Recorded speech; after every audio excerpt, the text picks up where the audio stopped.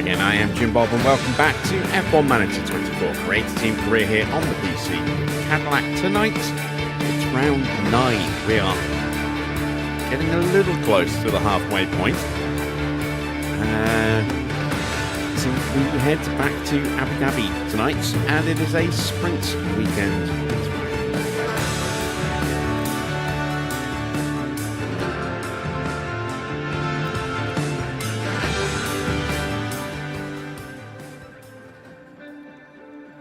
So when we left off last night, it was the beginning of June, and we've got to do our pit crew training. We'll get to that in just a second. Let's recap how things went for us yesterday, shall we? As you can see, a pretty successful weekend. 31 points in the constructor standings there. It was Lando who picked up the win and got the fastest lap as well. Max with second place. And George taking third, but also getting the bonus point for pole position. So this is the current driver standings. Max has a nice little lead, as you can see. We'll dive into that again in a little bit more detail in just a second. We had more upgrades on the car in our previous Grand Prix. I don't think we've got anything new to put on the car today. We're still waiting on our wing package, as you can see. Do we have any of our new suspensions yet? We've got one of the new suspensions.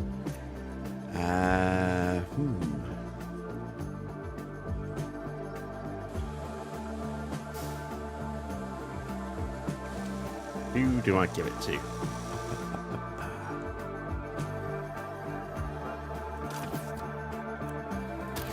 Lando. A reward for winning the last race. So there we go. We have updated our car. So we're on Mark III chassis, Mark II wings, front and back, then Mark III side pods, underfloors, and Norris with the brand new Mark III suspension. Nice little extra bit of performance for him tonight. And an extra 5% tyre wear improvement as well. What has that actually done? We switch over here. Tyre wear goes from 6th to top. Yeah, very nice. So let's get our pit crew training done.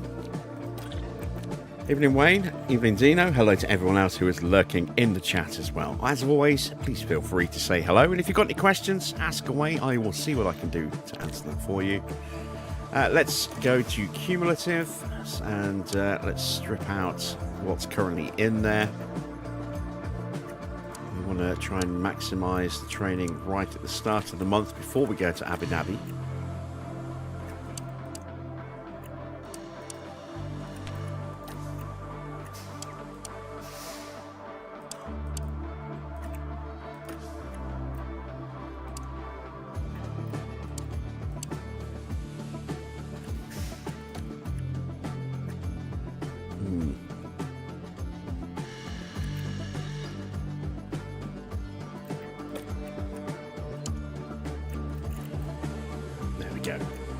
Let's do that. So when we go into Abu Dhabi, we'll be at 0 fatigue, which is where we need to be because it's a sprint weekend, so we get extra fatigue on those weekends. As you can see, instead of 8% after day 1, it's 10, then it goes to 20, and then 34.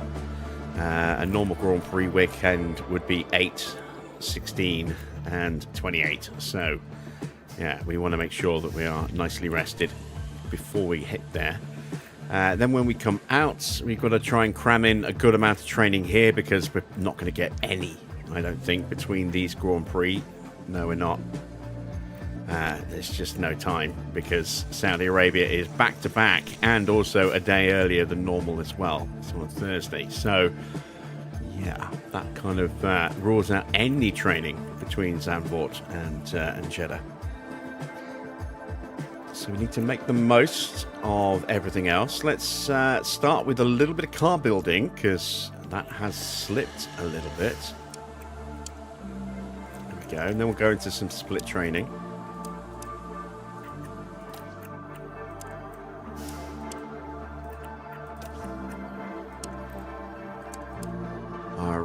skill stats are almost capped again.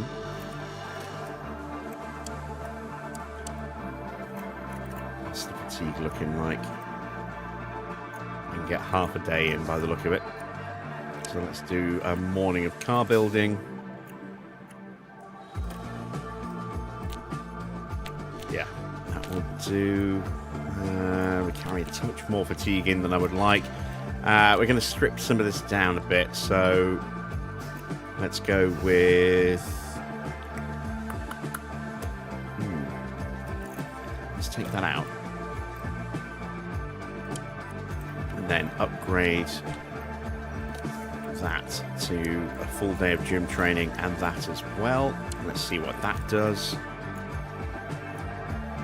We can probably do it here as well, actually.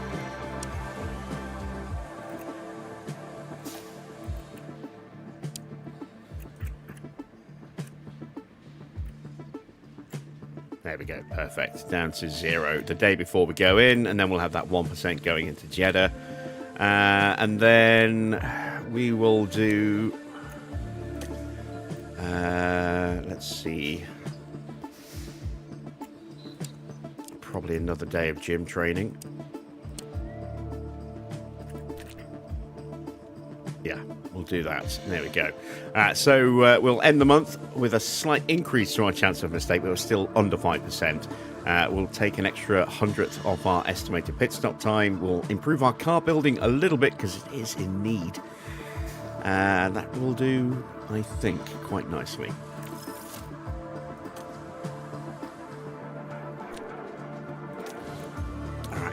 Advanced time. So we have an underfloor. We may yet actually have that second suspension before we head to Abu Dhabi, if we're lucky. A couple of scout reports back on Ignacio Rueda and Diego Ilviano. Wow, 98 in training, 92 in aptitude though, and only an 88 in leadership. Very strong processes though, but he would be a downgrade, and a very expensive downgrade as well, because his aptitude is 3 points lower. So that would immediately lower the ceiling cap on our driver's skills from 95 to 92, which is lower than they're at right now, I think. I think they're on 93. Let's have a look at Diego. 94, 97, 93, and 97. So he's down a couple of points in training. He's up 4 points in aptitude. So if he has the boost, because that is his baseline stat, that would actually take him to 99. That's very nice. And then leadership, 1 point down. Process is up 3 points. What's the difference in contract? I mean, we're not paying a huge amount, 2.5 mil to Will Courtney. We might be able to persuade Diego to join.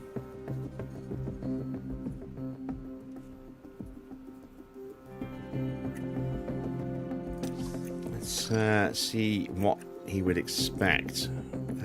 Certainly not going to get that.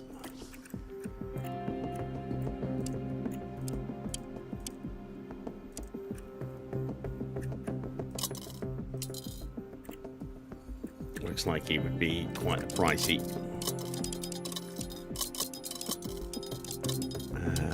Upgrade.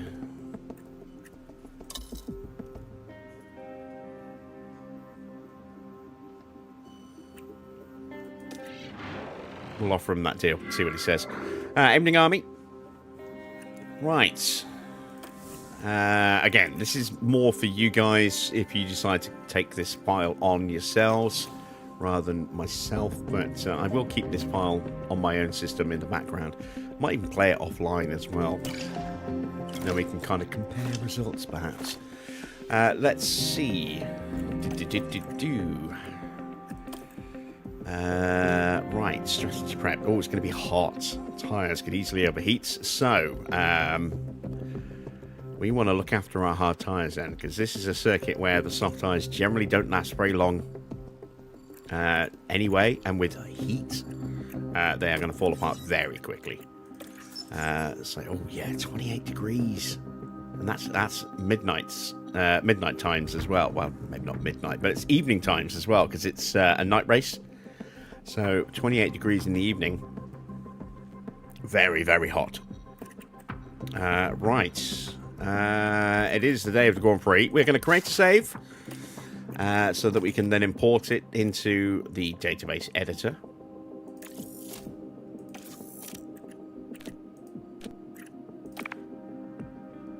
There we go.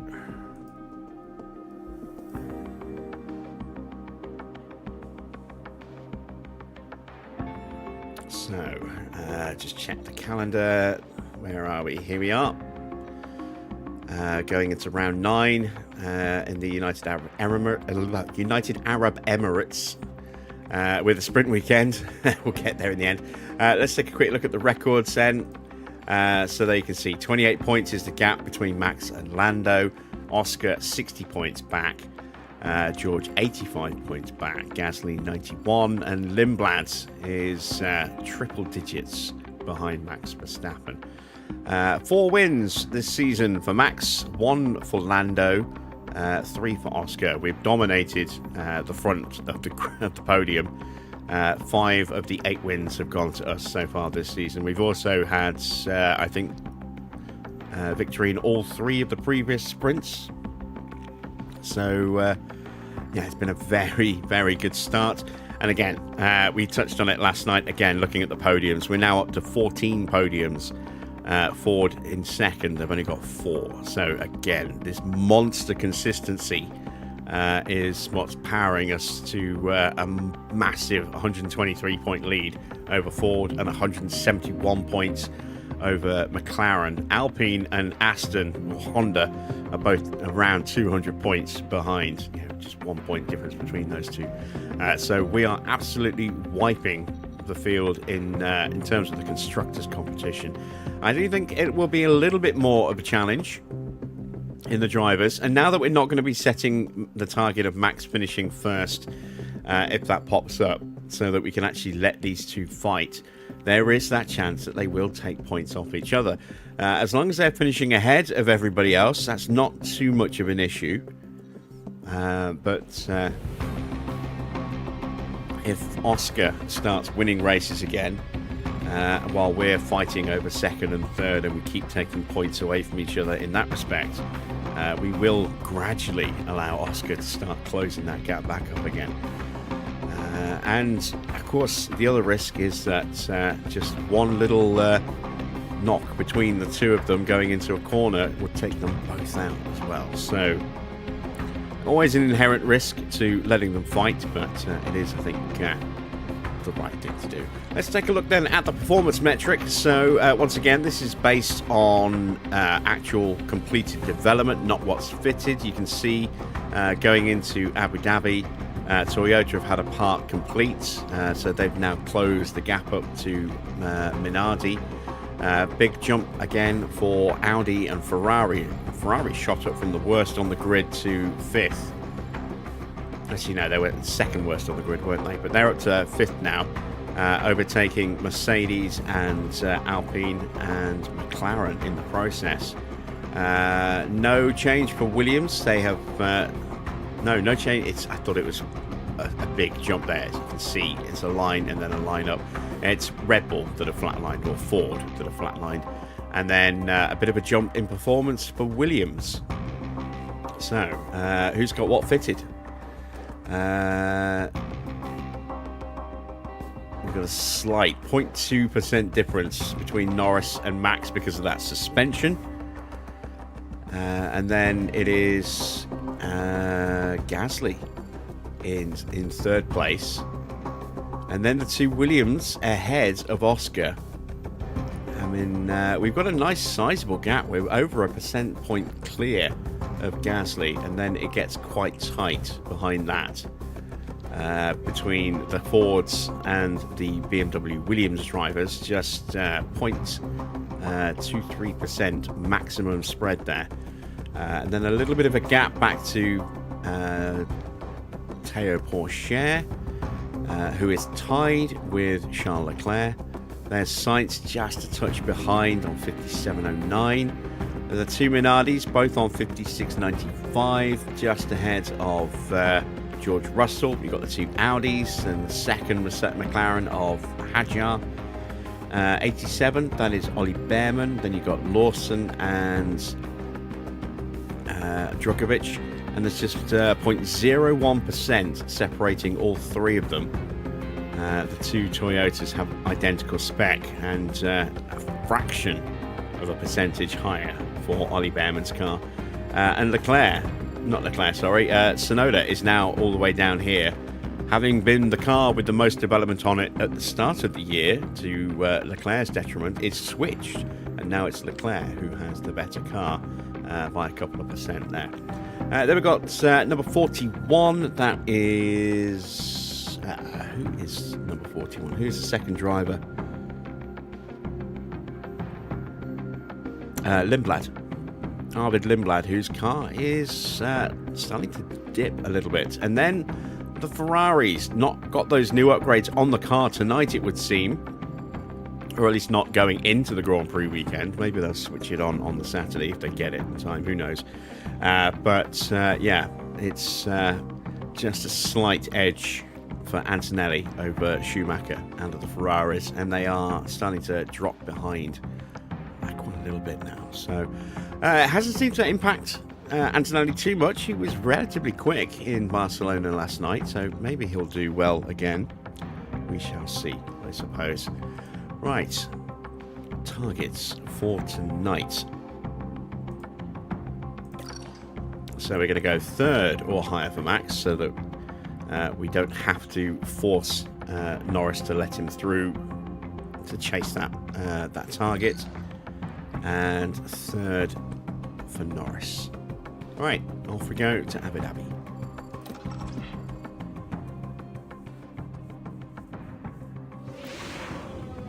Welcome along to another exciting weekend of F1 action. The man-made Yas Island plays host to hotels, leisure parks, and just over 3 miles of Grand Prix circuit. The race runs from day to night every year, with 600 million lumens of floodlights paving the way once the sun sets. This weekend will be taking a slightly different form, as we have the addition of a thrilling sprint race thrown into the mix. Let's get on with the weekend.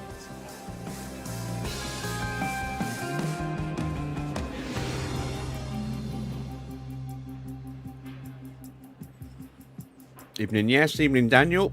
Good to see you guys. Right. Let's see, shall we? We need to swap out some parts. Just the one practice session to worry about, given that it's a sprint weekend. Means we do need to run relatively long here in practice, but I'm actually going to use soft tyres. And if we have to do 2 runs on 2 separate sets, then that's what we have to do. But I want to save the mediums. Obviously, we're going to use 2 sets in sprint quali. And then I want to have a couple of sets of those maybe for the race if possible. And I want to have 2 sets of hards for the race as well. So we'll use softs here in practice. Something we don't normally do. Right, engine parts here. That should hopefully last. But the temperatures will push that into a slightly more extreme temperature range, given that it's quite a warm weekend here in Abu Dhabi. So, runtime.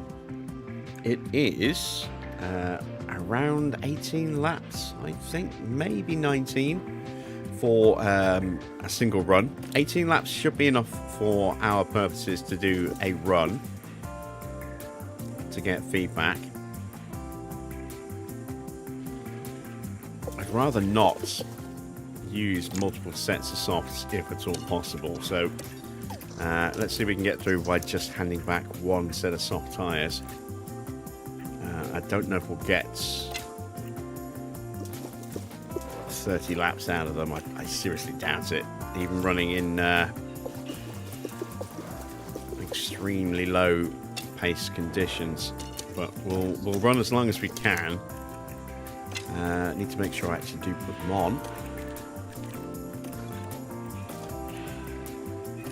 There we go. And now we need some setups. And this is one of those circuits that is just all over the place. It's so hard to have a real base template to work from. Oh, excuse me. Your roll bar can go anywhere from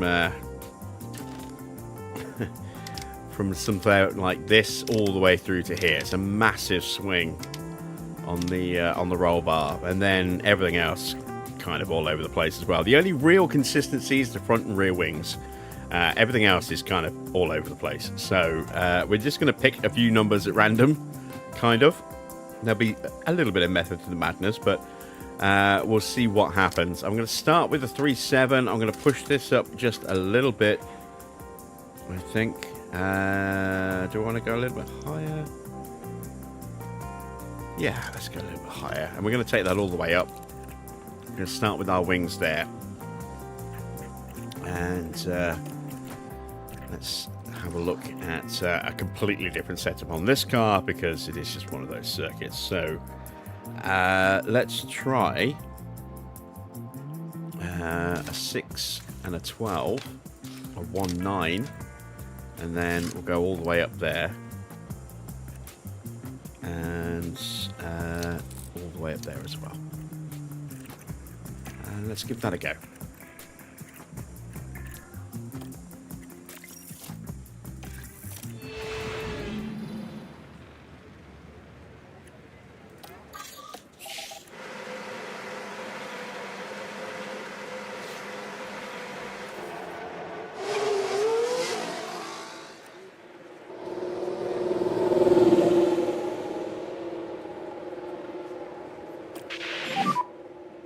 Radio check.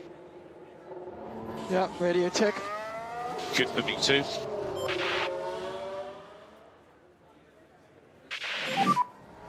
And radio check. Yeah, loud and clear.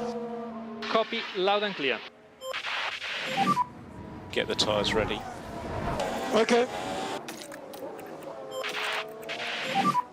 Try to reduce curb use, and it's unsettling the car. Okay.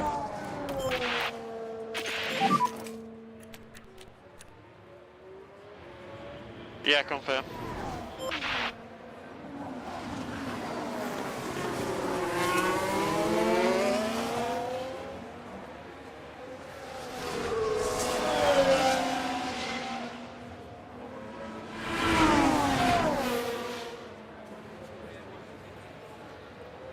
Yeah, it doesn't look good, does it?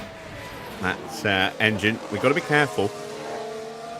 If it does suddenly threaten to go pop, it will take the ERS with it if we let it go pop, which we really don't want, and could even take the gearbox with it as well.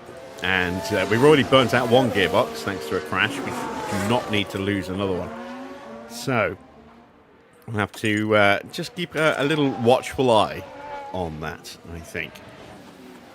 We've got quite a few rookies running today, by the look of it. Let's do it this way, it's quicker. So we've got Dorothy Bartlett and Scott Thomas, both in for Ferrari. Lorenzo Amato getting another run at Ford. Both Mercedes drivers getting subbed out for Walid Sharik and Elizabeth Krasser. Aaron Erdekerven is in for HiTech alongside Ollie Bearman. We've got both of the BMW drivers sitting out. Jackson Chisholm and Wilson Cairo both getting a run. Marcus Muller and Hannelore. I don't know if it's with an E on the end, with it, whether it's just Hannelore. Weber getting a run.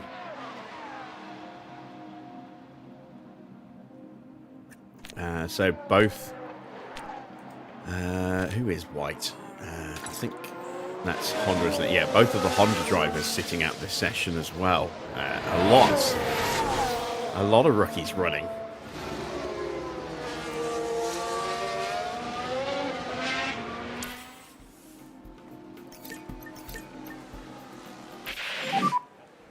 The tires?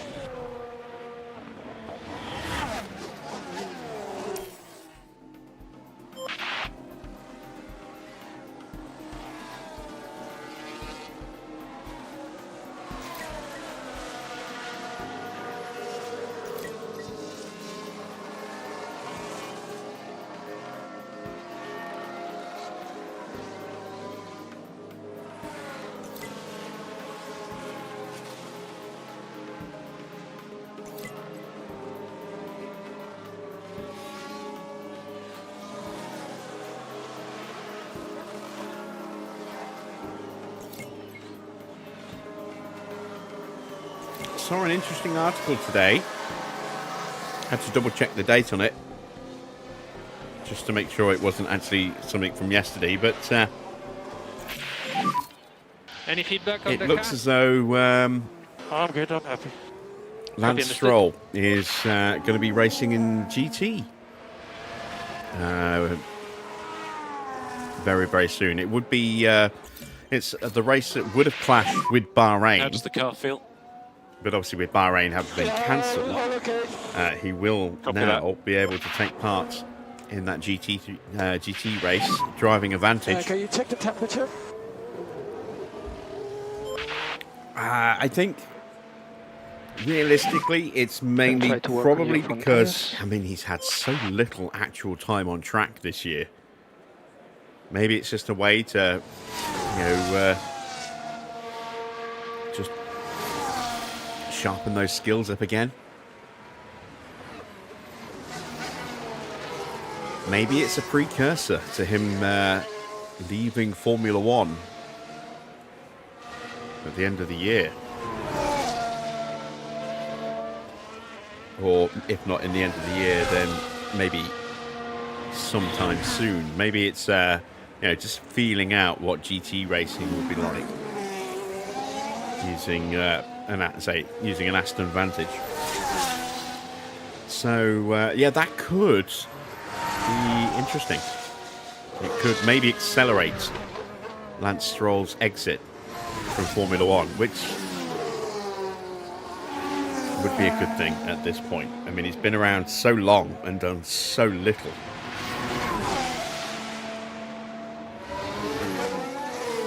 He definitely has some talent, but he's just not worthy of a seat at a team with the resources that they can bring to bear. There are so many other drivers that have been denied an opportunity on the grid because of Stroll's continued presence year after year after year with no jeopardy on that seat, regardless of how well he does. So, yeah, it's time for him to step down from Formula One. Whether he will or not is another matter. I mean, it was time to step down and step away from Formula One a couple of years ago, if we're completely honest. But yeah, we'll see. I think he'll try and keep going in F1 as long as he absolutely can, but I would like to think that this would be the first moves towards an exit plan. Maybe not necessarily his own exit plan, maybe one enforced by his father, but yeah, we shall see. Feedback is in, and oh boy, is it bad. 69% and 51%.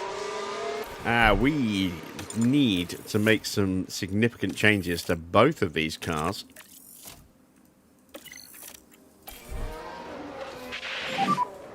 Confirming you are boxing this lap. Yeah.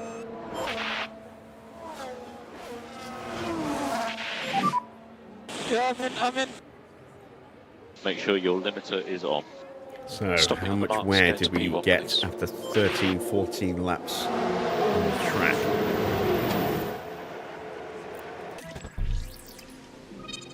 And where are we going wrong? Is that too little or too much? It could go either way here. Given that the other car was wrong by an even bigger margin, I'm going to go to a 13, I think. This roll bar needs to change quite significantly. So we're probably looking at a 5.5, maybe even more than that. We're going to need to bring this down. We can bring it down like this. Now that's not going to be enough.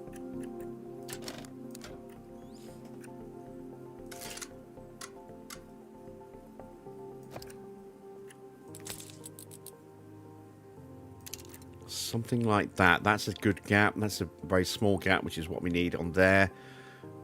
That gap could maybe be a touch bigger. Is that gap big enough? I mean, it should be. That gap looks about right. We'll try that. It's a very extreme difference, but we'll give it a go. Tyres are at 68%. I want to try and use the same tyres if I can. How much of a run plan can I program in? 19 laps, that'll do.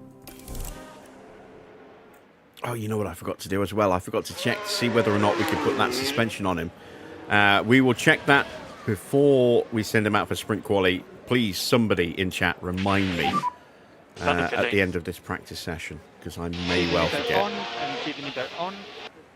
And stop on the marks. Just all caps, suspension. That'll be all I'll need to see. Right, what are we doing over here? So, yeah, that needs to be a 13. That needs to come down. That needs to come back. Let's go to a 5.5 on this one. Bring this down to something like that. Let's bring this down.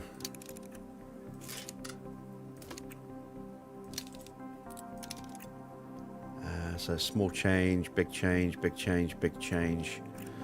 We'll give that a go. Let's change the fuel loads.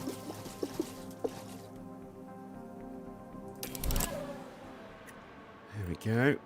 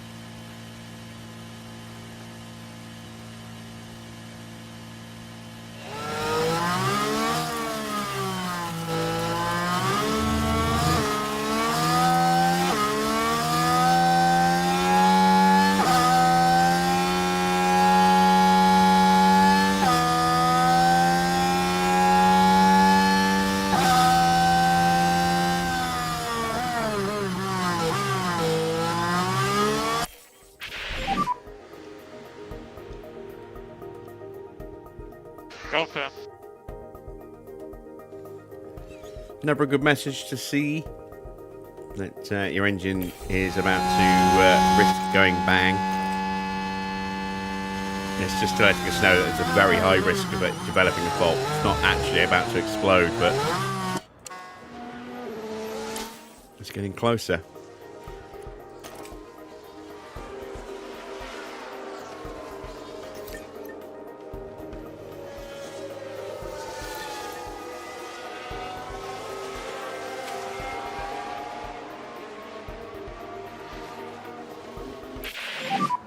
We need to work on the tires, keep the temperature on the tires.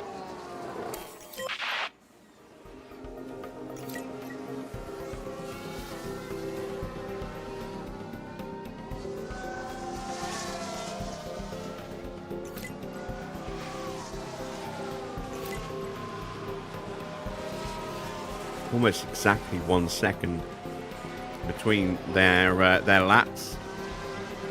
1.001 is the difference. Oh, brief yellow flag there. Anything important? Nope. Here comes the feedback. Big improvement, 93%. Well, that's good. Really good job. Didn't quite get it where we needed Copy it. that.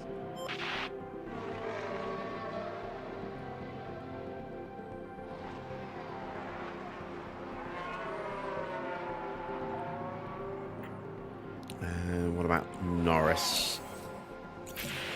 91%. Update when you Also can. not quite where we needed it, but massive improvements from where we were.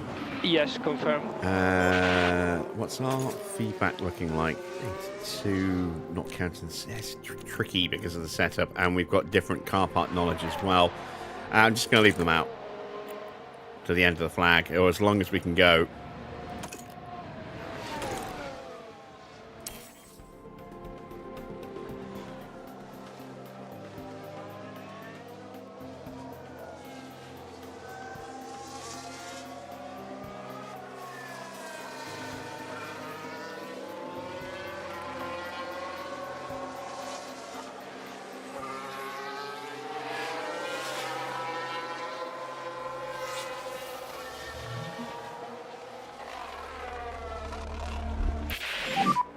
What about tyres? I really have zero traction. Copy.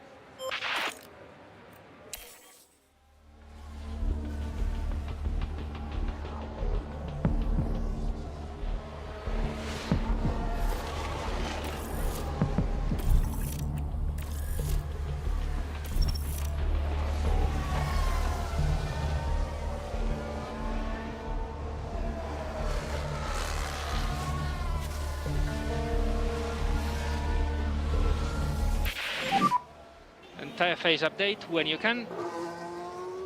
Going away These slowly. tyres are dying. Understood? A very slow and painful death.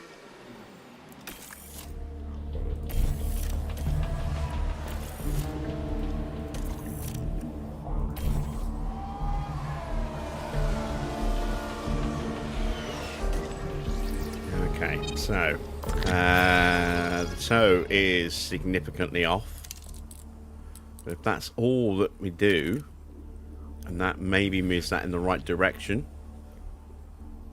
everything else is spot on. So fingers crossed that has just fixed this car.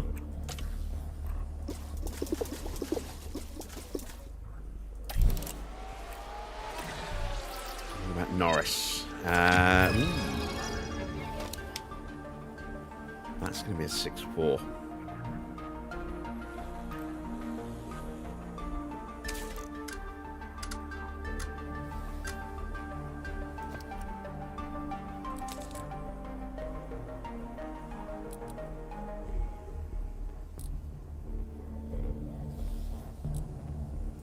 Let's try that. Of course, we're going to have to run it blind in sprint quali.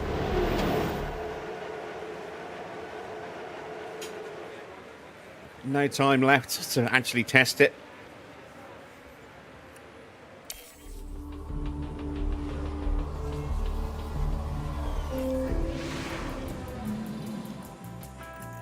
It's been a reasonably productive session. We started way away from where we needed to be. We got pretty close. And I was able to chomp down some sausage rolls as well, which is why I was quite quiet through practice. Sausage rolls now consumed, and we are ready to move on to sprint quali.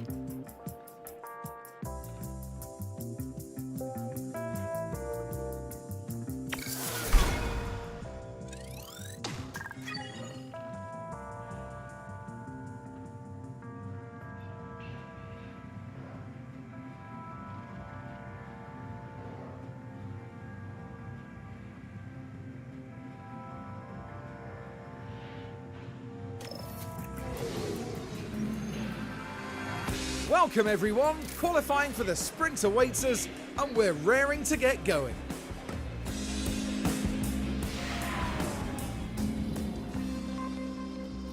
Thank you, Army. Right. Let's have a look, shall we? Do we actually have another suspension available? We do. There we go. So we can fit that to both cars. Let's change out the engine bits.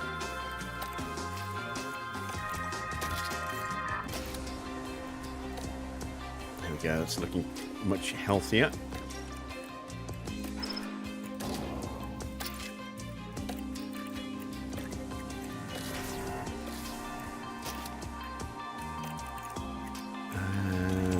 We'll need to change the gearbox as well.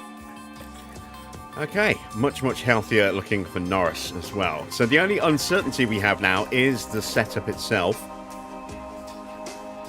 We will find that out now as we hit the track for SQ1.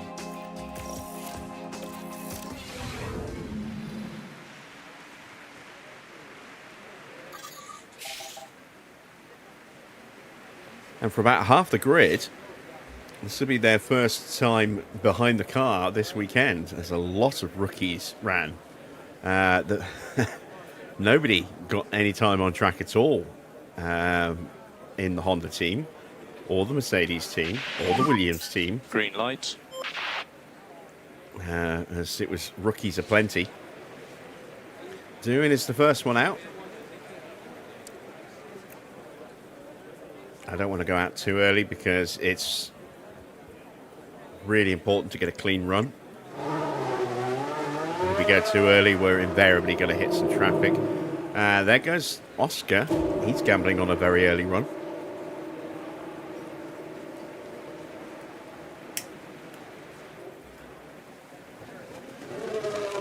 That said, I can't wait too long in the pits. Otherwise, I won't have time for a second run as well. Kimi goes out.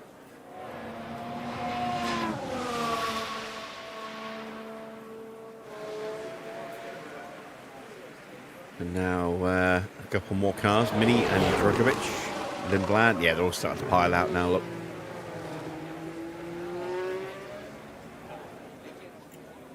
Alright, this seems like a reasonable time to exit the pits. So you're in a good position.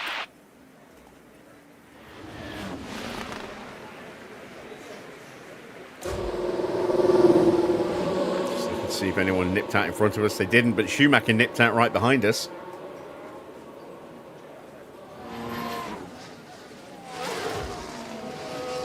Norris completely on his own, which is what I was hoping would be the case for Max as well. Although I don't think Schumacher's going to be too much of a distraction, given his form this year. There is, of course, the risk that he might have a whoopsie moment and kill my car. But we will hope that that is not the case. Right, looks like it's going to be a little bit of traffic through Sector 1 for Doohan. Had to fight his way past 3 cars as they were coming out of the pits. 18.5, I think he was okay. Let's watch Oscar as he starts his lap.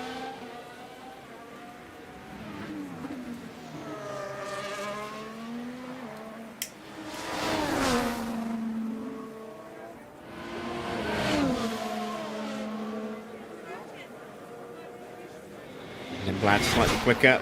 Oscar not held up at all by Fornaroli there.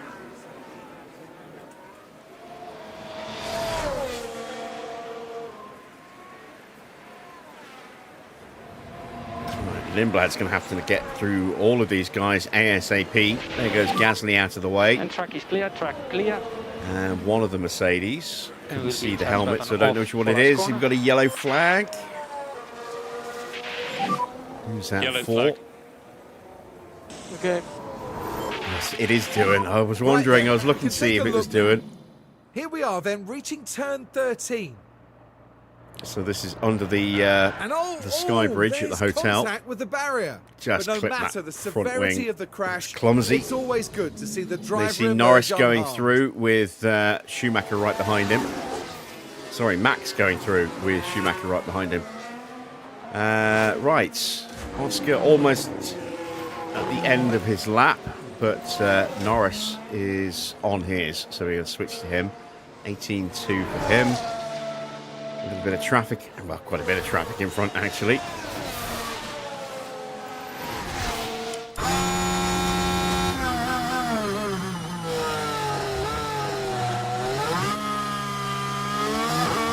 124.2 for Oscar. Lindblad a further 0.6 back. Max is going to have a horrible end of the lap here by the look of it.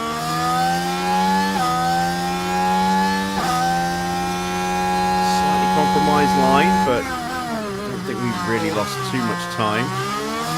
Max at the strong middle sector, but he's about to hit some traffic now. And his lap's ruined because Albon decided to park on the racing line there. Thank you so much for that, Albon. First lap ruined.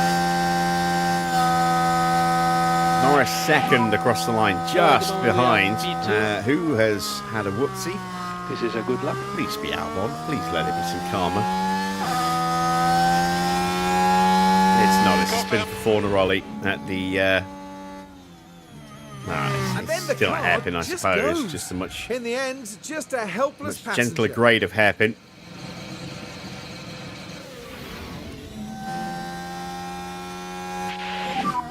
You are currently P9. What is going on? I had no straight line speed. Yeah. A Mode lot of in, time please. lost in that Mode final in. sector. Okay. 1.3 seconds lost to Sonoda. I didn't actually we see need what to try to Norris's avoid locking. split was. Let's have a look. Yeah. So Norris did a 30.2. Max a 31.6. And a high 31.6 at that. So, yeah. 1.5 seconds lost there. So he would have been right up there with these two as well. And that would have been enough to get him through, but now he has to run again. Probably leave Norris in the pit lane. One less car on track to potentially cause some issues. And one less opportunity to crash the car as well. How you doing, ZXI? Charles Leclerc crosses the line into 7th. Gasly's not had a good run at all. Look at that. He must have aborted his run. Bearman very, very slow as well. Russell also getting held up. So a lot of cars will need big improvements. Max, Schumacher, Bortoletto, Russell, Bearman, Gasly. Gasly's already gone straight back out again. Doohan and Fornaroli also need to improve. They both aborted their laps by the look of it. I'm in. Of course, Fornaroli had that spin at this corner and Doohan crashing underneath the hotel.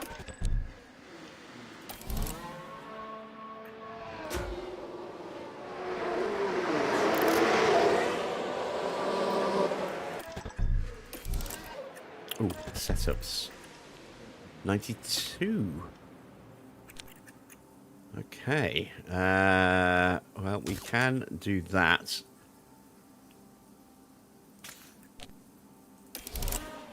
I might send it back out just to test that setup change, actually. And there we go. That's what I like to see. 100% for Max. Yeah, this kind of line down the middle is kind of what you're looking for, but it's not always that. And, you know, there are so many different ways to get there. So,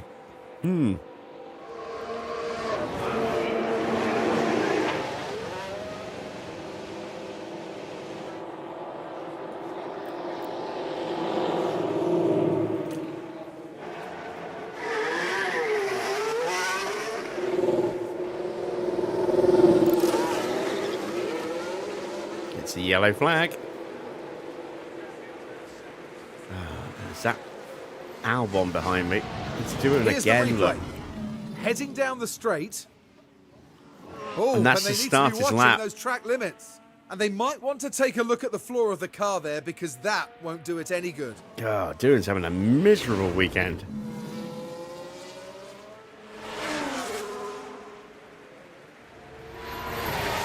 So is that Albon behind me, or is that Colapinto? It's Colapinto, isn't it?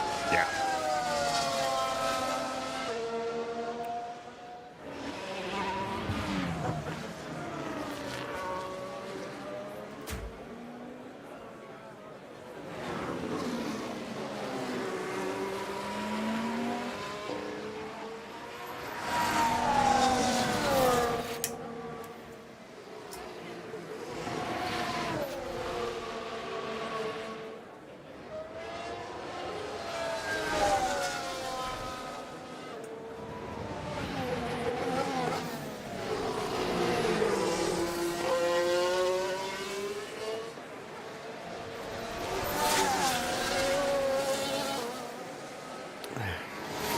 So the Cadicola of Max warming its tyres there. Is that Gasly just starting his lap?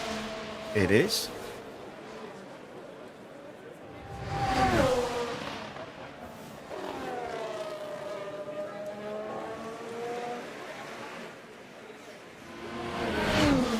Doohan crosses the line, improves to P15. That is not going to be safe. He will go out in this session.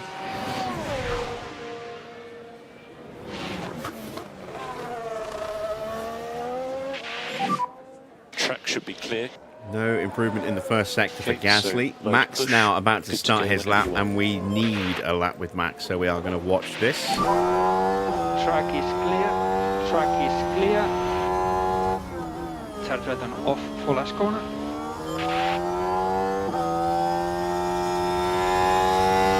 Piastri's not too far ahead of us on track, so we've got him as a reference. It's not a good first sector for Max.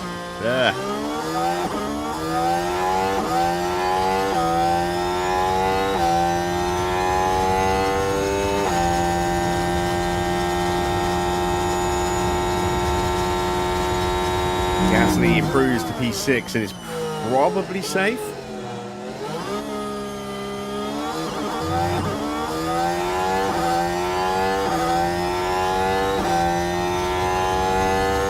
Traffic ahead, get out of the way. Been blocked once already. That's better. Purple in the middle sector. Still down a couple of tenths to Oscar. Give or take. There's Norris getting on. Not amazingly. Well, his is more of a setup change test. So he's through anyway. I'm not overly concerned about his time this lap.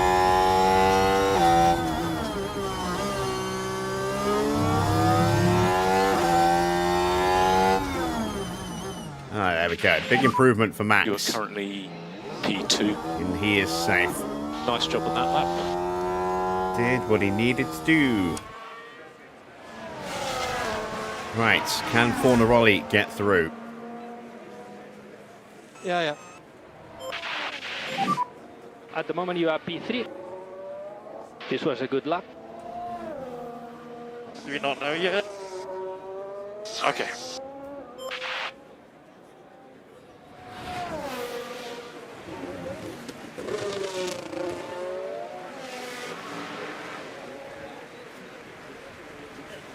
No, he can't. He's still way off the pace. Looks like he lost a big chunk of time in the middle sector again. And the first sector as well, look. He lost 2 seconds in the first sector. So, yeah. No Fornaroli into Q2.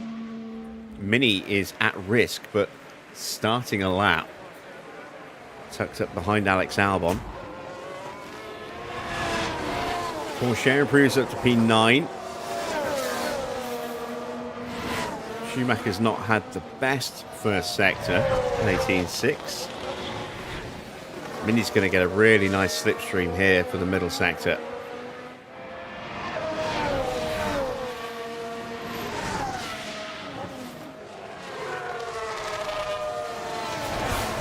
Evening, Noofster.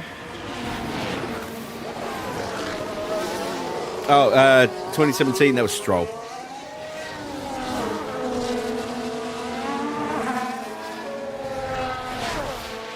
Russell is out. He had a horrible first sector. He lost 4 seconds in the first sector. Pulled some time back over the rest of the lap, but yeah, he was not able to get through. Schumacher is out as well. Doohan is out. Fornaroli is out. Bearman's still on a lap, as is Bortoletto. Mini needs to find an improvement because he's not safe yet. Bearman might not make it. Albon improved. No, not Albon. Bortoletto improves to 6th. Albon now goes P4. Mini gets up to 14th. He's safe. Bearman only improves to P18. He is out, and Fornaroli's already out as well.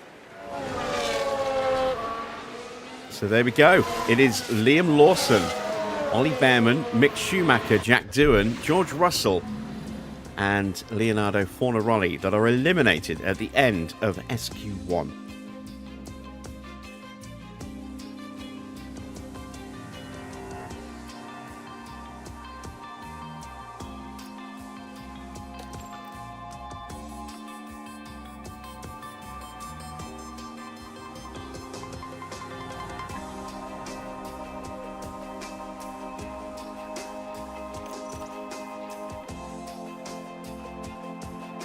Oh, look at that. That little wing tweak made all the difference to Norris's setup there. 97%. It's still not perfect, but I'm content to leave it at that. And of course, we know Max is at 100% now as well. So let's send them back out for second quali.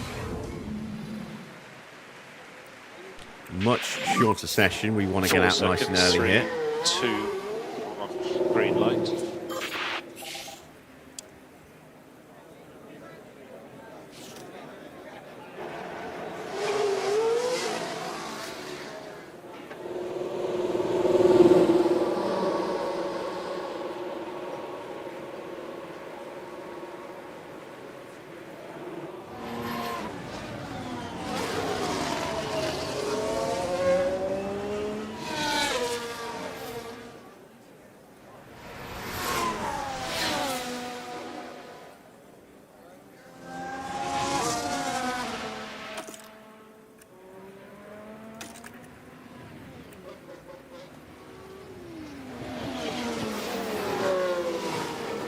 Norris all on his lonesome. Yes, he is. No one around him in front or behind. So he'll have a nice, clean, smooth run. Just waiting on a couple of cars to leave the pit lane. Mini, who's now coming out. Porsche, Bortoletto, and they're now both coming out as well. So that's everybody on the track. Or about to hit the track, those that are still in the pit lane.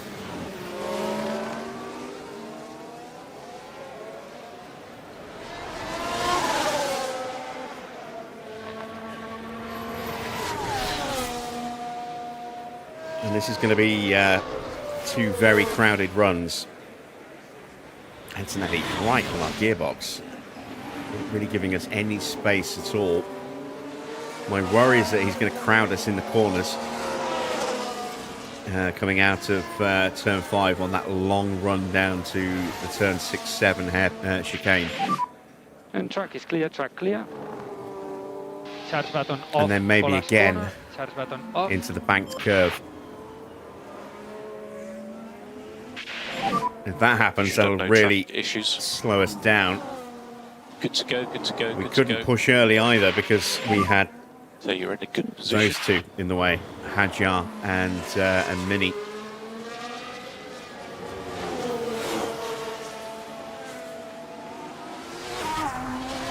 Team 2 for Norris to go purple.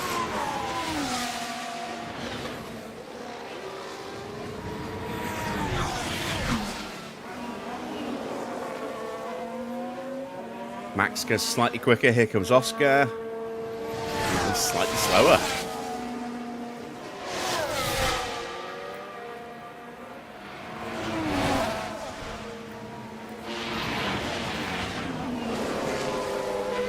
And despite getting a slipstream, Antonelli has not been able to get the launch that he needed to really capitalise on it, which is good for us. 35.7 for Norris.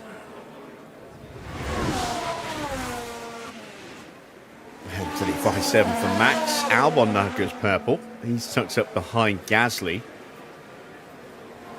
No, it's not him behind Gasly. He is ahead of Mini. It is Colapinto behind Gasly. Across the line for Norris. It's a 124.1. 3.5 tenths quicker than Bortoletto. Sainz goes third. Hadjar now takes third. Max goes top by just over a tenth. Currently P1. Wait for traffic with Someone's off. Verstappen. Was that Porsche? No, it's Tsunoda. So this is what happened. Let's have a look as we go into the 13th corner. Oh, and the car locks up. Yeah, I heard the But screeched that's just the tyres. risk I you wasn't take. sure who The it later was you or leave where it. it was. So Charles Leclerc goes to P3. Oscar's P4. Albon's looking pretty quick. At least he was. Not the best middle sector. Tsunoda goes 11th. A long way off thanks to that lockup. Where does Albon go? P5. Here comes Gasly. As Lindblad is P7, Mini P8. Gasly now up to P7. Colapinto, not the best run for him. He's down in P15. And Porsche is across the line in P7 there. Who was it he crossed the line just before? Might have been Alex Albon. No, it was Colapinto. Oh, it was Teo. Yeah, there. It was Teo that just crossed the line to go to P7. Pretty good on that first run. I don't think I'm going to run again. I don't think we're going to need to run again. We'll get through. We're not looking to top the timings here. We're just looking to get through. So we may well get bumped down a little bit, but we're not going to get bumped out of the top 10. Not with those tyres, I don't think. So we'll stay in the garage. Just save a lap of pushing on the engine, etc. And just minimise our chances of making a big mistake and doing something very bad to the car. And it's going to be a bit of a scramble in places again here as we're going to get clumps of cars coming out together. There's 4 minutes left in the session. Need probably about 2 minutes 10, 2 minutes 20 unimpeded to get around on a warm-up lap. No one's going to get held up, but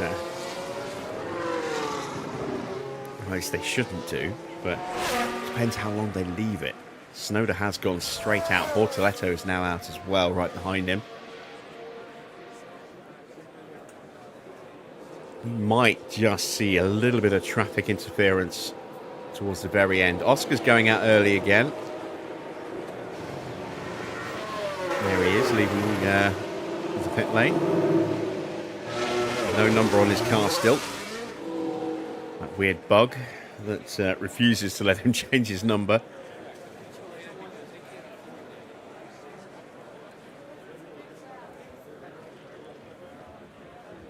Registered as number 0, having lost the World Championship to Max. We'll try and fix it at the end of the year. That might sort it out, I don't know.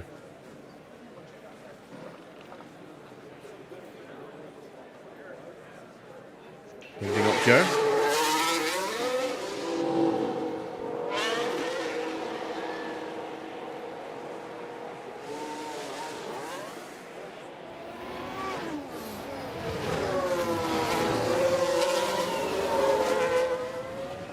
So, who are the drivers we need to watch out for? Yuki Tsunoda definitely needs to improve.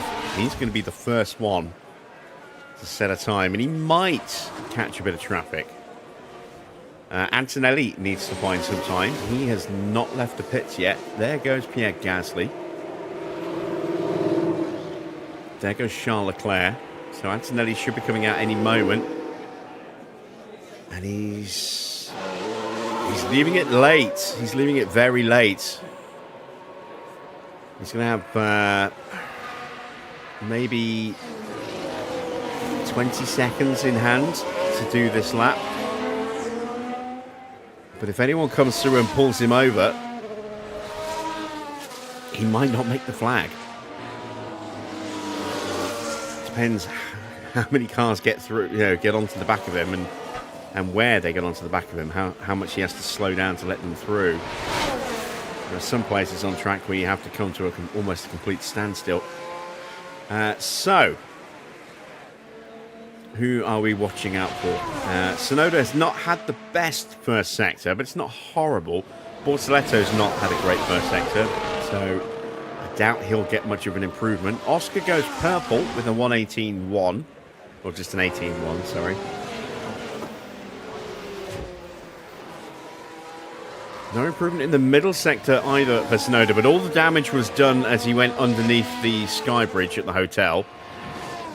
So as long as he doesn't mess that up again, he will definitely improve. It's just a question of how much he's going to improve.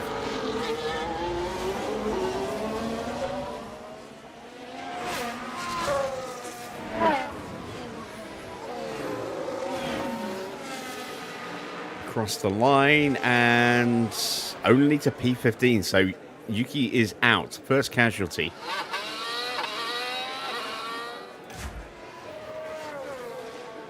Where is Antonelli? There he is. He will make the flag. Just.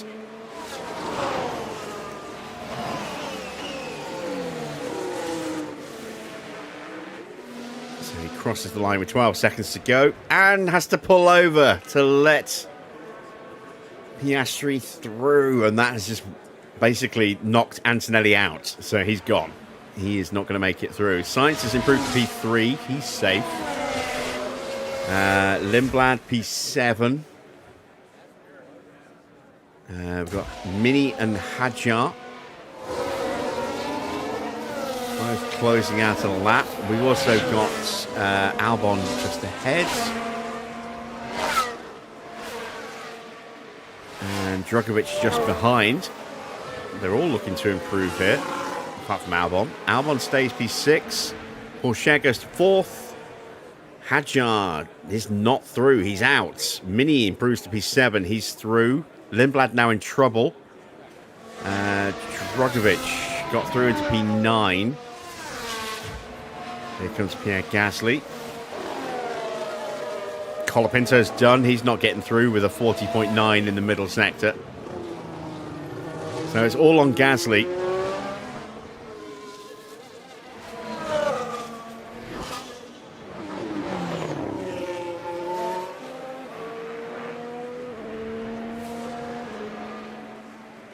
And he does not find an improvement. Gasly is out in Q2, along with Gabriel Bortoletto, Isaac Hadjar, Kimi Antonelli, Yuki Tsunoda, and Franco Colapinto. A couple of really big names going out very early there.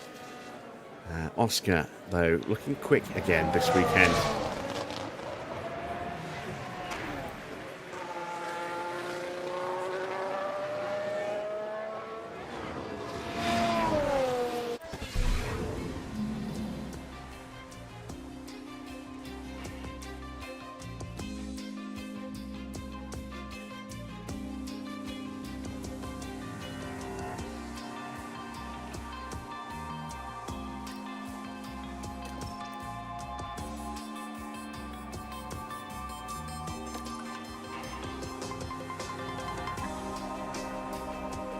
Into Q3 down. We've got a set of soft tyres available for this session and enough time for one run.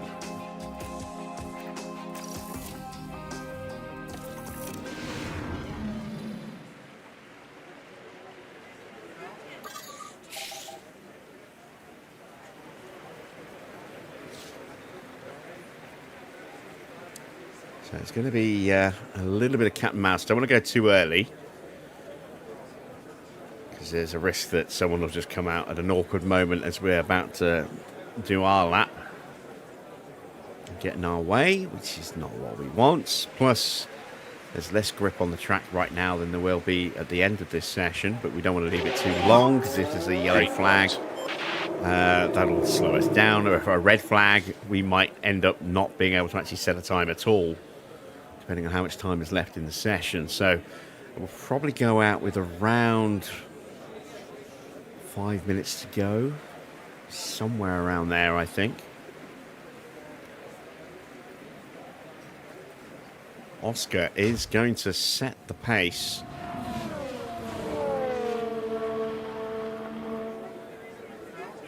Looking to post the time to beat.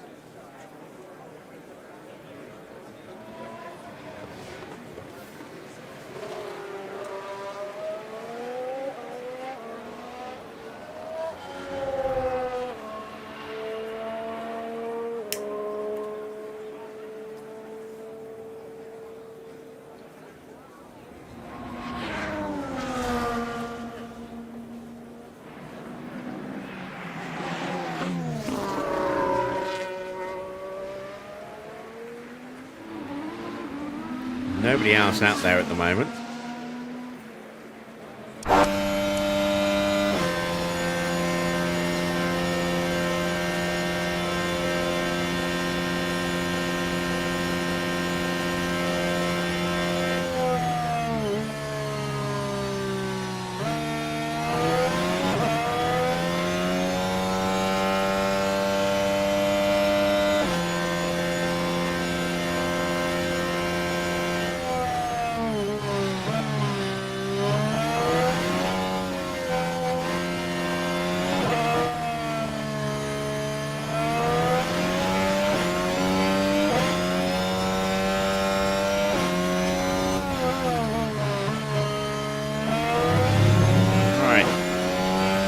And running then for Oscar at the start of his lap. Still nobody else out yet. There's Sainz poking his head out. Let's see if he whispers in Toto's ear and if we're going to have 6 more weeks of winter. Into the sector, into sector 1 there. Oscar's in an 18.1. I was expecting a little more out of Oscar from there. Maybe an 18.0, maybe even a 17.9.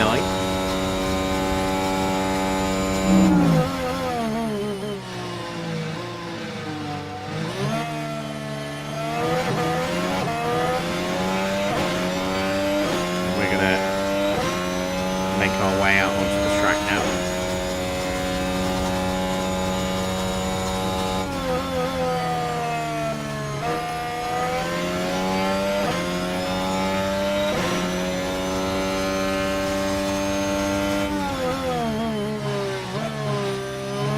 Tidy lap for Oscar so far.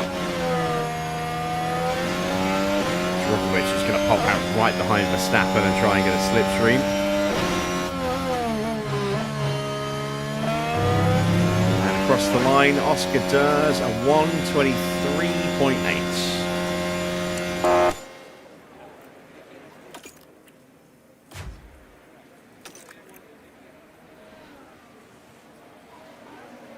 And I may well start the push with Max just a little early, just to make sure that we do not give Djokovic a tow. And also so there's no risk of Djokovic getting up in our grill when we're braking hard into turn 5 or turn 6.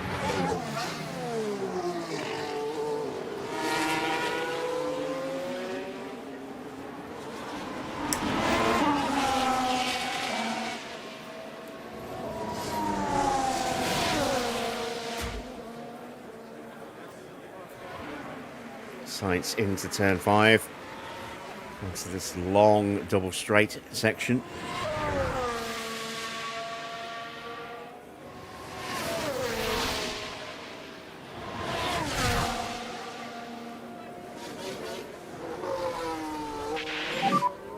And track is clear, track clear. Start the lap. Ah, shit, I forgot to start pushing him. It's too late now. We're looking good. All right, 18.3 for Sainz. This is not looking that quick so far.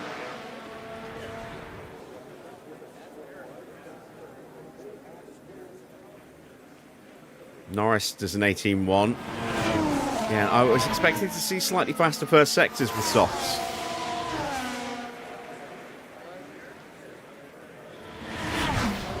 An 18.2 for Verstappen.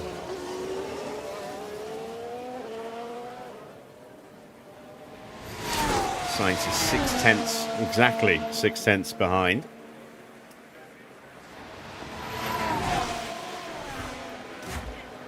Norris goes flying past Arvid Lindblad. 35.5. It's purple so far for Norris. This is looking good for a potential pole for him. Can Max respond? With a yellow flag. Oh, I bet that's Norris, isn't it? Don't be Norris, don't be Norris. Oh, it's Sainz. Now we're watching Carlos Sainz. And that's on his in-lap as well, so okay no stage. major downfall for car Sainz there. fails to Nobody respond. around to have their lap caused ruined that, I either. wonder? Worried me for a second. It is not a bad sector there, but Drogovic is still right behind us. He might actually pit Max here. Copy that. Max complaining about traffic. So at the moment, Lindblad yeah, ahead. P1. Norris has gone top by almost 3/10. Yeah, confirm. Max goes second. Drogovic, in the end, can't hold it together in the final sector.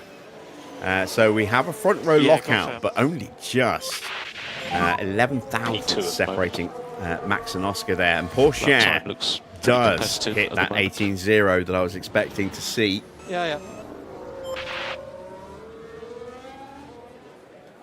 Mini goes P6. Leclerc still out on track, as is Lindblad. Albon yet to start his flying lap. But he will make it across the line in time.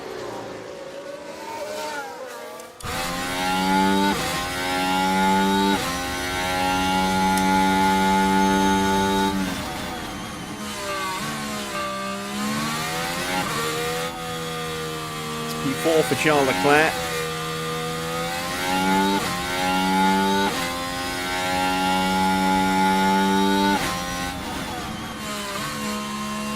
Another 18.0 for Albon. Across the line for Teo. He pops up into second place. He splits our two drivers and bumps Max down to the second row. We're guaranteed a second row start because Lindblad's not going quick enough. He's only P8. Will Albon bump Max down to 4th? Could he even bump Norris off pole position here?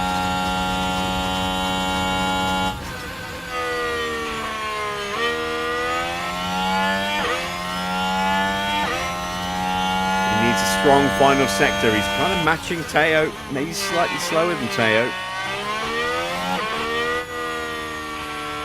This is going to be close. This is going to be very close.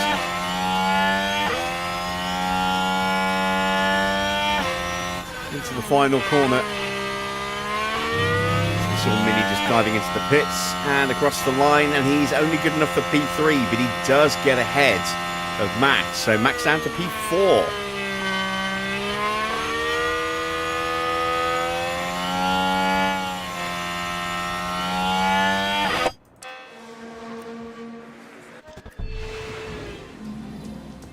So Lando gets the pole position for the sprint. It's Porsche in second, Albon in third, then Verstappen. Porsche and Leclerc will line up on row 3. Then Drogovic and Sainz row 4 and row 5. Lindblad ahead of Gabriele Mini. Next up is the sprint. Well, the excitement levels continue to rise here as the teams prepare for the sprint.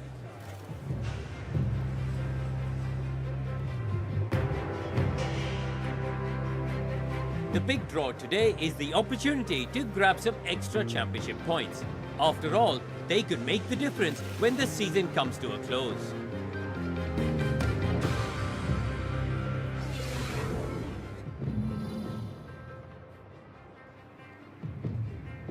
All right, are there any surprises on qualifying grid here. Anyone needing to start from the pit lane? Nope. Didn't think there would be, but always worth a check. Tyres. Do we go with softs? Let's see. If we go with softs, that would leave us 3 sets for quali.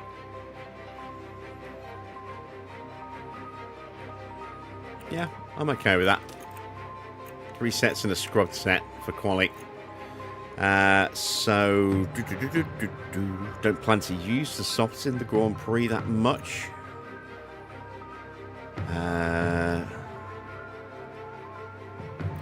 Let's take a lap of fuel out.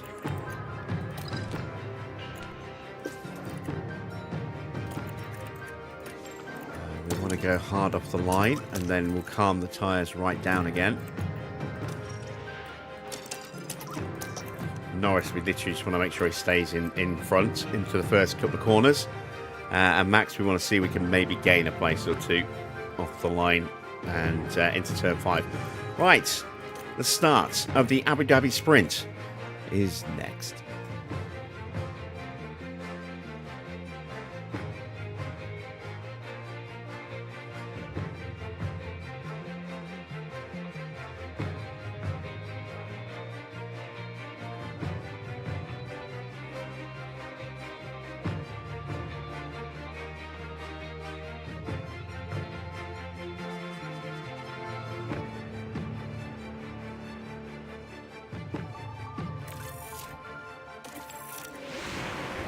It's time for the sprint here in Abu Dhabi. And it's lights out and away we go. Oh, what a start from Porsche. Norris able to hold him off though, and Max is up into P3.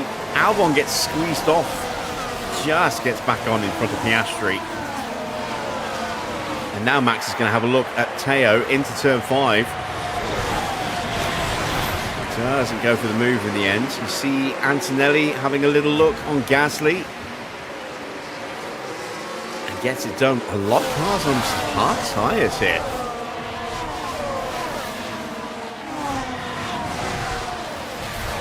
Got 3 cars on mediums. Bortoletto, Antonelli. 4 cars, sorry. Sainz and Porsche. We're the only ones starting on the softs. Norris has done what he needs to do. Charge on. Confirm. Track temperature is 28.3 degrees. We haven't got through yet. Okay. Let's just stay tucked up behind. A long way to go. No management required. Yeah. Charge on. Okay.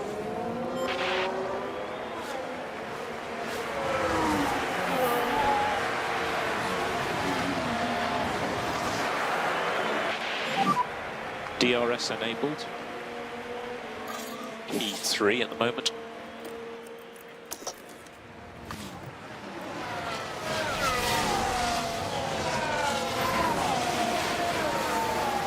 Car behind is Albon.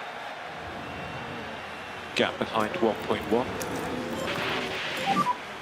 And more energy Making available. sure we keep that 1 second gap to Teo. Okay for mode push. No DRS for him, but he will have a slipstream. Max will have both though.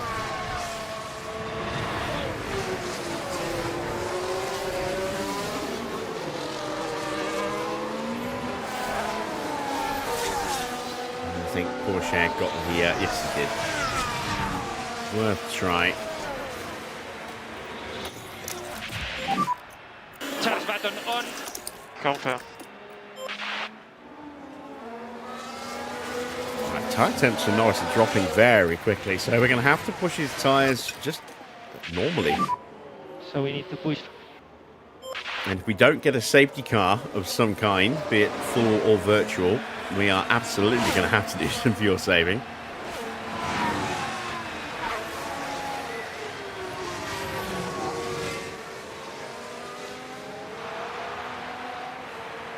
Oh, that's Lawson off, and with a little bit of damage. Be careful there. Rear wing damage, he's been hit. Now, there's been an Or has he incident spun? involving No, the he's been hit. Sauber. Who hit him? Doohan. That kind of figures the weekend Doohan's been having. Yeah, just turned his car in, and that just pitched Lawson into a point with no grip on his tyres. He ended up spinning into the barrier, and that's how his rear wing broke. A little innocuous side-by-side contact ended up being quite bad for Lawson. He's into the pits already.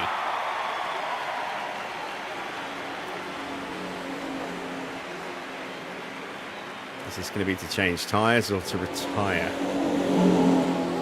Looks like it's just going to be a tyre change. He's on hard tyres, and he's putting on new hard tyres. Oh, that just seems a waste. Those tyres really take that much damage. Is the time that you'll get back going to be enough compared to how much you've just lost on that pit stop? It does seem a very strange decision. So Gasly in P4. Pick the pace back up. Close in on the back of Max.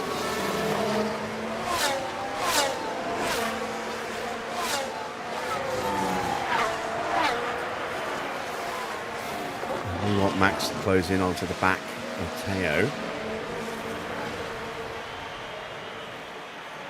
New fastest lap for Carlos Sainz.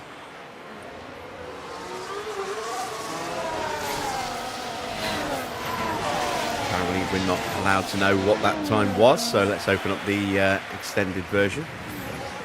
A 1:26.6, so over a second quicker than us.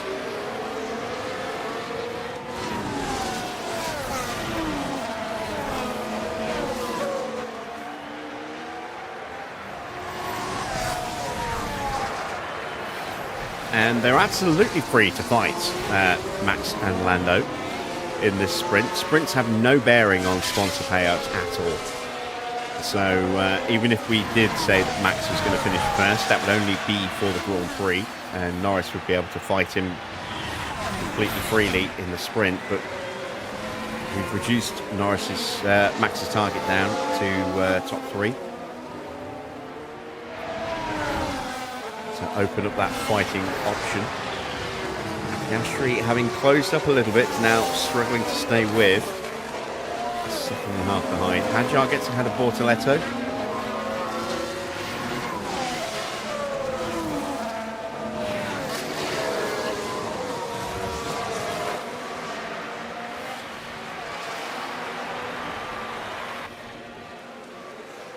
$15 laps of the sprint remaining. And there's a chance to maybe get a move done on Porsche here. He's just slipping out of range of Lando.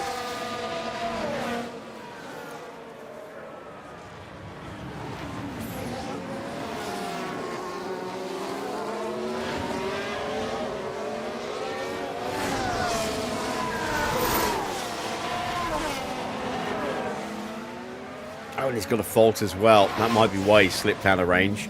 But it looks like they're carrying some kind of fault. We don't know what the fault is, but it's there. Max will have a look at the inside. We'll get the DRS and a second attack into the banked curve. It should be a much more straightforward attempt. We'll take the inside line. Swoop on through. Easy as you like. That was good racing. Well done, mate. Okay, next car, Norris.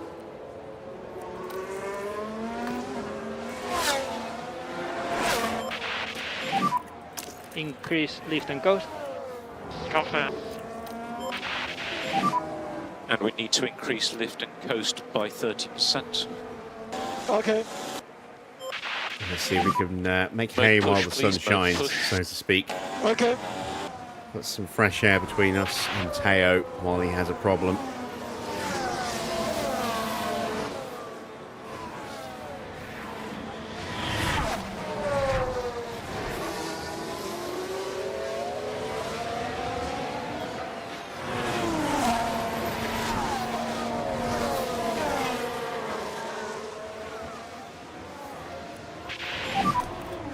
has DRS.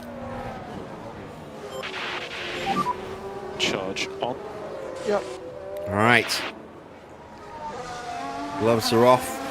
Free to fight.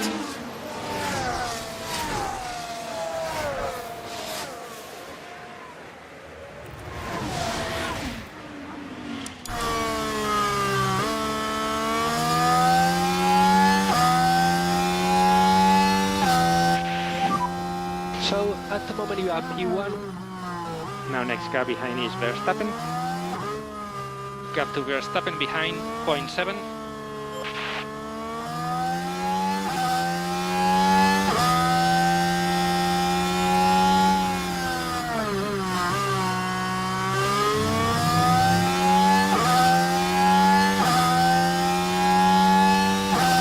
Porsche's not completely given up.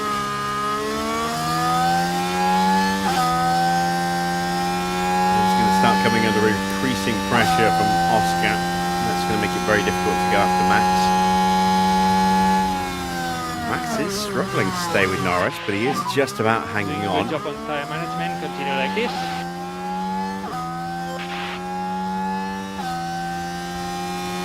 He's going to start to close it very quickly here though.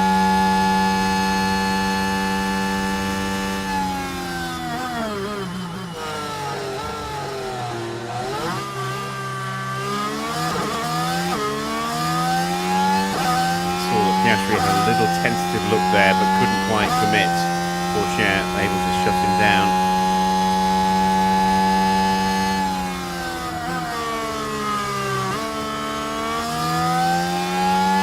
And this time, Piastri does get through, going around Theo. I think he went up the inside. A little tricky to tell from the angle. But he is through, and he will now start to close back up and put some pressure on us. We still need to find a kilo of fuel. So a little bit more fuel saving still needed. Lap 9. No, lap 8. I wasn't sure if we were about to start lap 9. Lap 8 of lap 9 of 19. So 12 laps to go, including this one. Tyre phase update when you can. They're not too bad. Max is just a little bit closer this time round.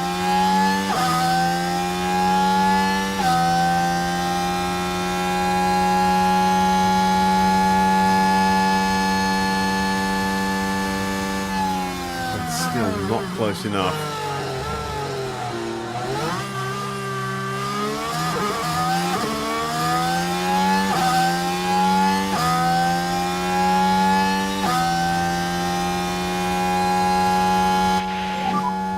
Verstappen behind with DRS.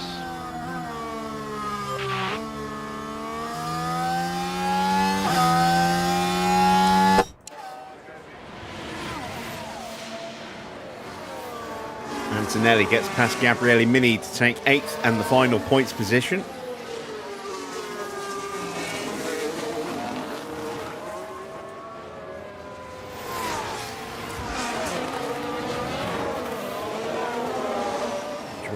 Gasly, Lindblad all quite close as well, although Lindblad's got a fault.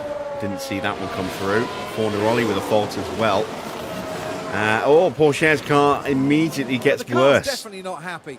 Surely some kind of fault. Now surely Sainz will pick him off pretty quickly this lap.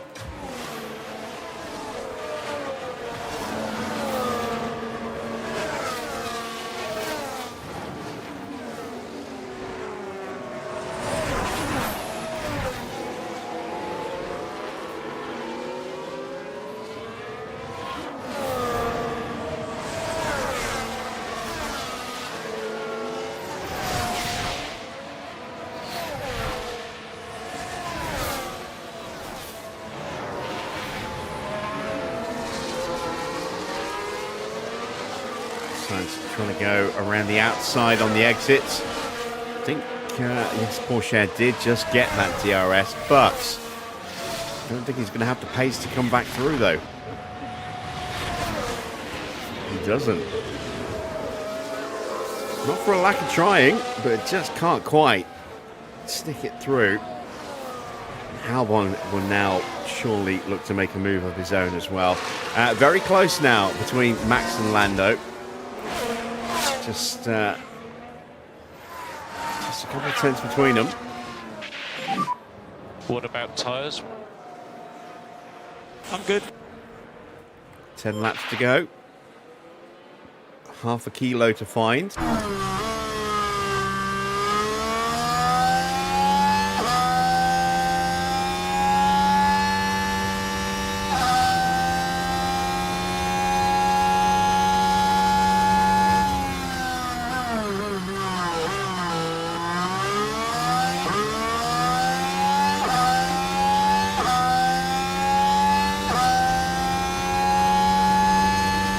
Close enough to have a look here. But a good exit out of this chicane will set him up potentially for a move into the banked corner. Let's see.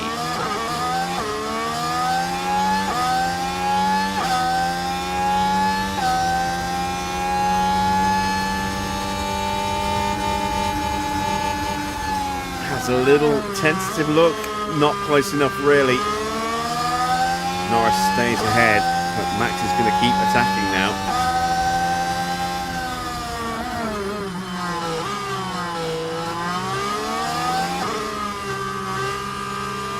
I saw a couple more images posted yesterday of Kadir.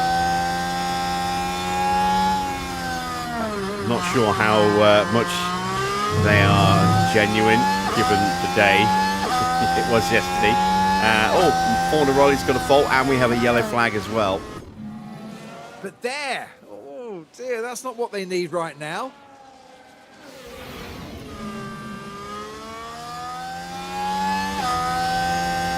What was the yellow flag? Norris ahead of you. I don't know. It doesn't say. Yeah, so not sure if they were genuine because of the day. They all looked garish. Was the first word that came to mind. Just with the colours of all the lighting around the complex. No real close-ups of the actual track itself, but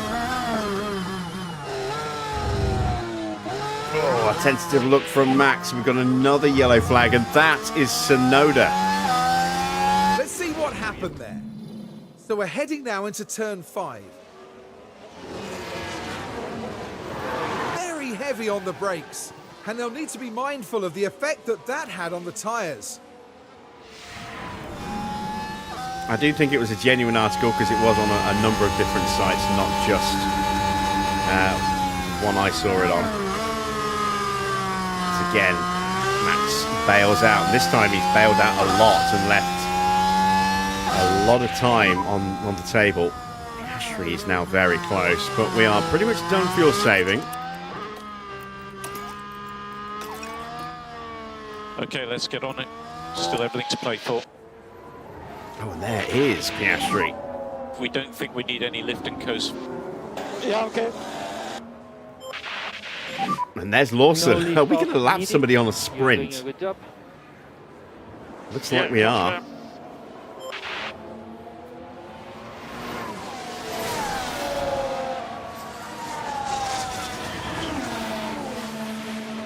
In fact, I'm actually going to see if I can find Piastri behind you. a couple of those images. He's 0.5 behind. Remember, long way to go in this race.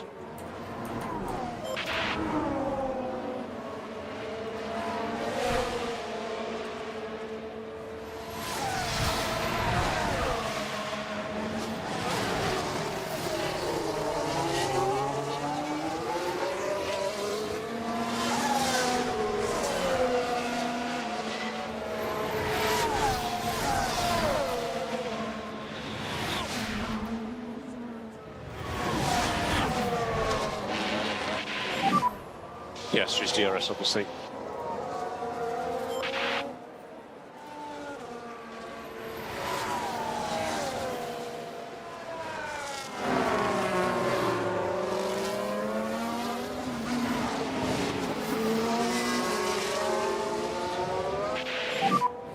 Piastri behind.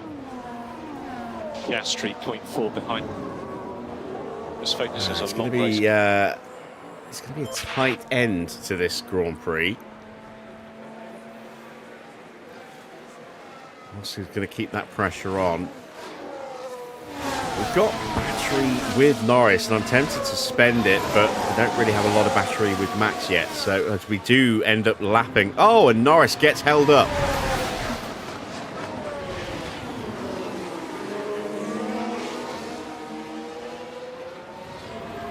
Oh, Max almost gets held up as well. And here comes Oscar. DRS.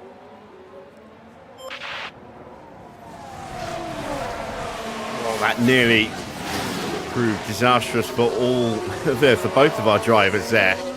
Norris nearly lost out to Max. Max nearly ended up losing out to Oscar. And in the end, nothing doing as Car behind is Porsche Piastri. and Leclerc fighting there. Antonelli right behind them as well. No worries, mate. Yeah, Porsche is just dropping away with that issue. He's still able to just about fight through the corners, but he's struggling on corner exits at the moment. Yeah, the track images I saw with all the sort of the neon mood lighting set around, it looked very garish, very arcadey, very sort of racing game rather than real sport.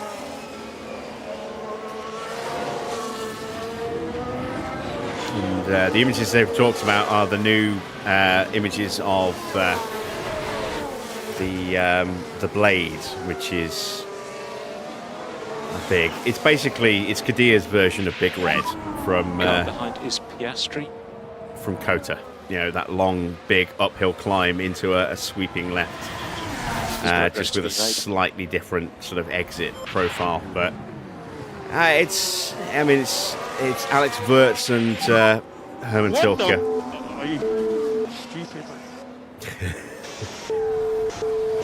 Wow, Norris really didn't like the fact that Max tried to overtake him there.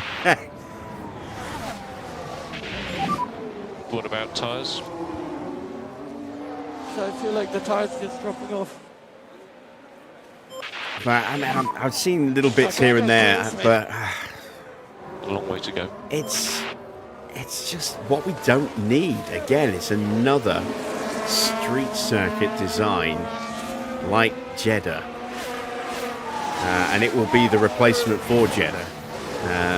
It will take over from Jeddah, once it's complete and gets approved. We just don't need any more tracks like that. We need Well, yeah, right. It more certainly traditional looks like style they've developed a circuits. fault. I mean, the circuit has improved, but it's still just kind of a bland, lifeless kind of circuit. In terms of its appearance, it's just tarmac and paint everywhere. There's nothing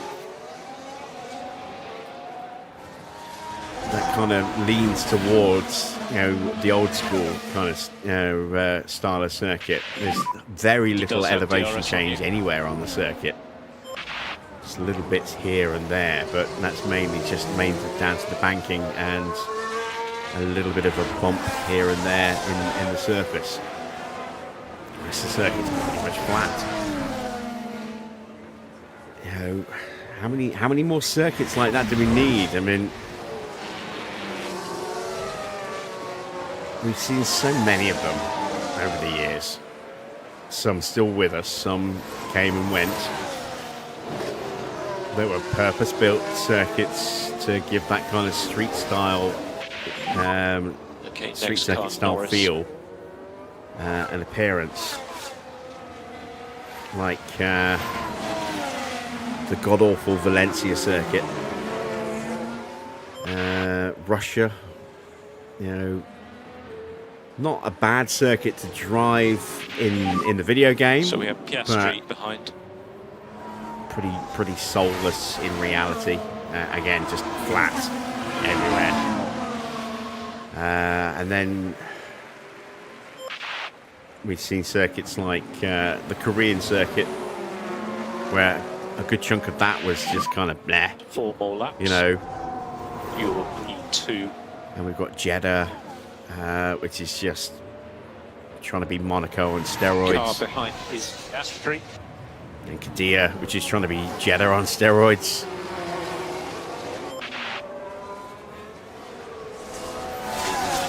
And we've got Vegas, and we've got Monaco, we've got Baku, and we've got Singapore, and how many more circuits that are essentially all the same, you know, do we need? Let's bring back proper traditional circuit design. Circuits like Imola, circuits like Portimao, where you've got lovely sweeping complexes, So elevation change. That's one of the things I really like about COTA, is that there is elevation change in that circuit. It's not just all flat. You know, there is that sort of climb up through the first sector after the exit of Big Red, before it dips back down again.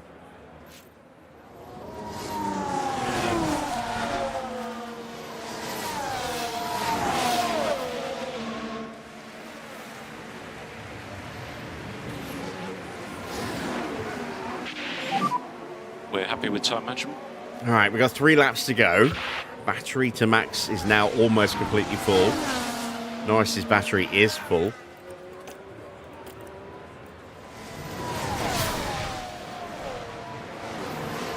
And we've got Oscar just lurking behind us. Sainz in P4, Albon in P5, Leclerc in P6. They're all pretty well spaced out. Then Antonelli's not too far behind. Pourchaire's now down out of the points.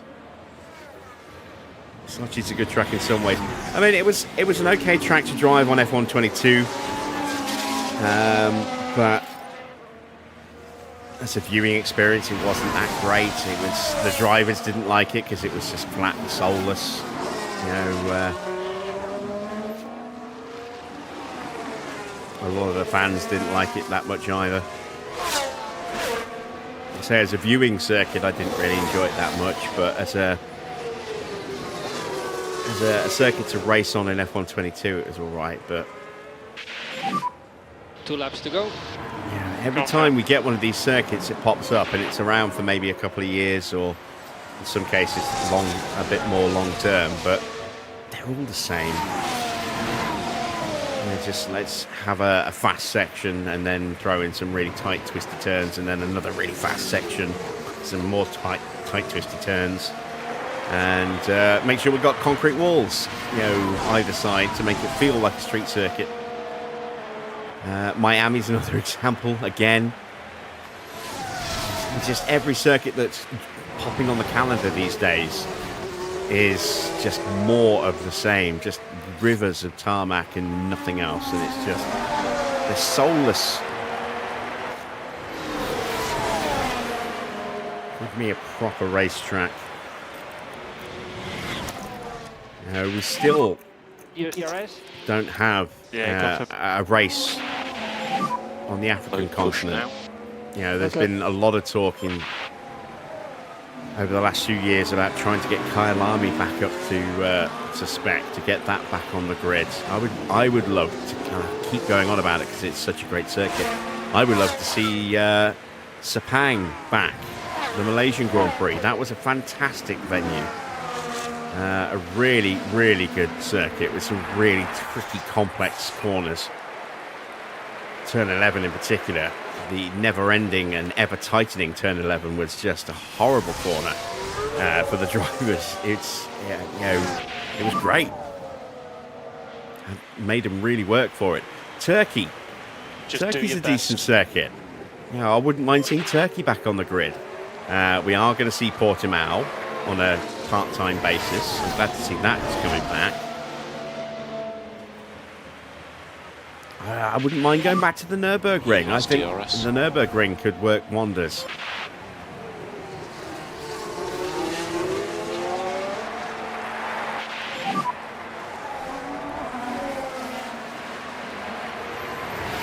Remember, long way to go in this race.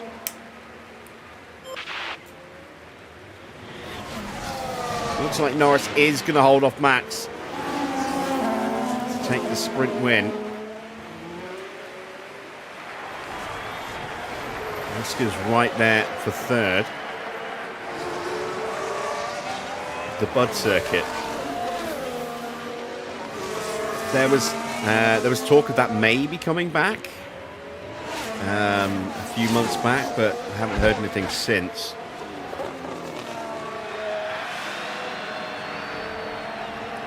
The trouble is, if we're going to bring these circuits back, they're going to kick off all the good circuits and keep the ones that pay the most money. Yeah. Which are the bland, soulless, lifeless ones. Into the pit lane. And well done, Lando. You really deserve that win.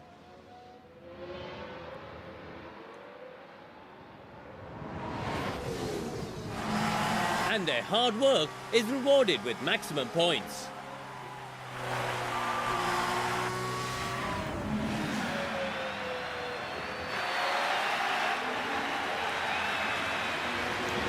It's going to be another 1-2.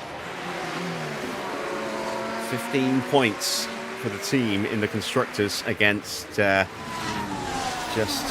6 points for Ford, as Gasly could not quite get into the top 8.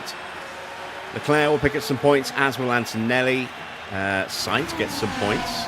Albon as well. Drugovich gets that final point in P8.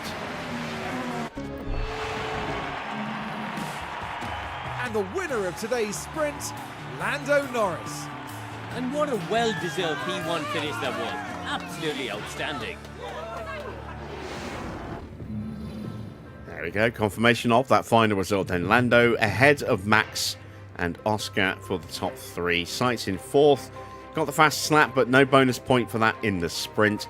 Albon in 5th. 6th for Leclerc. 7th for Antonelli. 8th and the final point for Drugovich.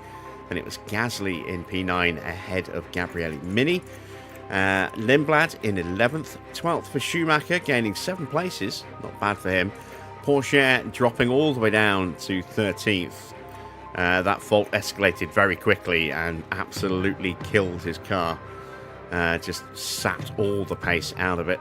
14th for Bortoletto, 15th for George, 16th for Hadjar, 17th for Colapinto, 18th for Bearman. And it was Doohan, 19th, Sonoda 20th, 21st for Fornaroli, and a very damaged Liam Lawson a lap down before we even got to the last couple of laps on the sprint there.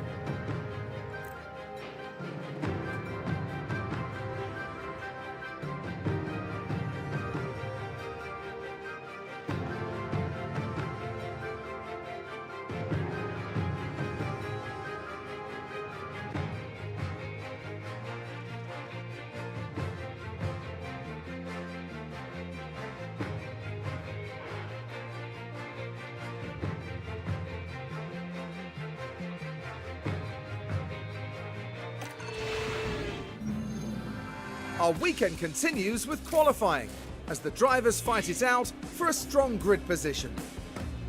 Drivers are able to defend well during races at Abu Dhabi, preventing rivals from gaining easy positions. Setting a good grid position during qualifying is fundamental as a result. We're looking at McLaren here.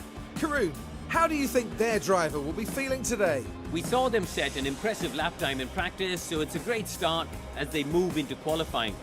But as we all know, a good performance in practice doesn't guarantee success over the rest of the weekend. So get yourselves comfortable. It's going to be quite the ride.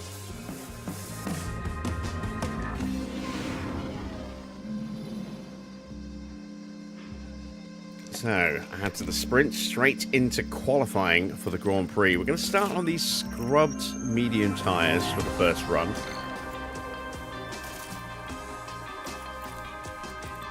I'm not going to mess around with this setup because you saw that we gained, a lot just by tweaking the front wing.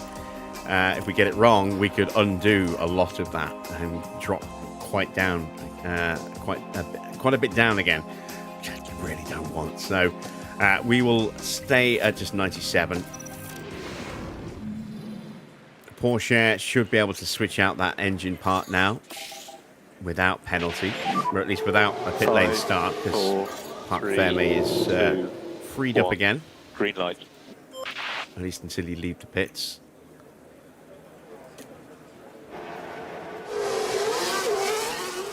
Russell first car out, with Norris just behind. Now Max in the 3rd position. And that's how they will cross the line. Let's actually watch George on this lap, because we're on mediums, so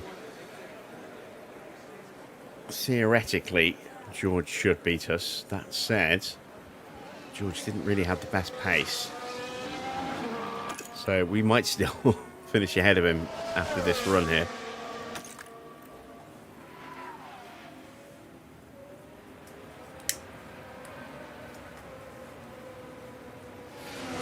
Yeah, going back to what I was saying at the end of the sprint, I mean, if it comes to taking circuits off, because I don't think they'll go, they might maybe go to a 25 race calendar, but that would be, I think, as far as they go. I don't think they'll go beyond that. And I don't know if they will actually go to a full 25 race calendar. It's already a lot of stress on the teams to do 24 with the sprints as well. So maybe 24, it will end up being just a sweet spot. But if they take, assuming it stays at 24, and they want to bring back circuits like the Nürburgring and Malaysia, they've got to take circuits out of the existing calendar. We've just added in another street circuit with tight corners, extremely fast straights, walls right up against the track in the Madrid ring, or the Mad ring. There will be mode push for last corner, mode push. You know, once again, it's just another circuit that it's more of the same. Good to go. So that's going to be on the calendar for a while, because that's going to have a multi-year contract. Do you think they're going to get rid of Bahrain? Bahrain's been on the calendar for a very long time now. A very long time. Do you think they'll get rid of Bahrain? Because they won't. Not when it's being when they're getting a $50 million circuit fee, hosting fee for that circuit. Same with Jeddah. I mean, they will swap Jeddah for Qadiyah when Qadiyah's done, and they'll probably get an even bigger hosting fee out of that one.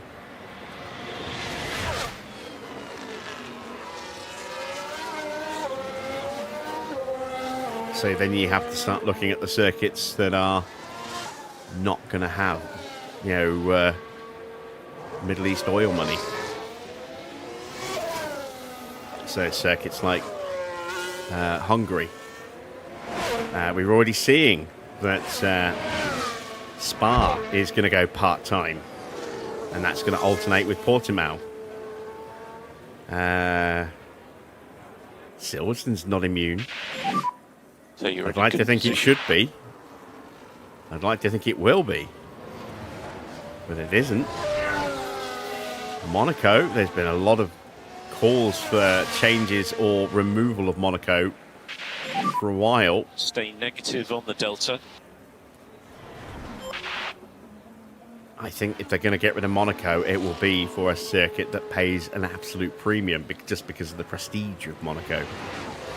So it'll be another Saudi-sponsored oil circuit.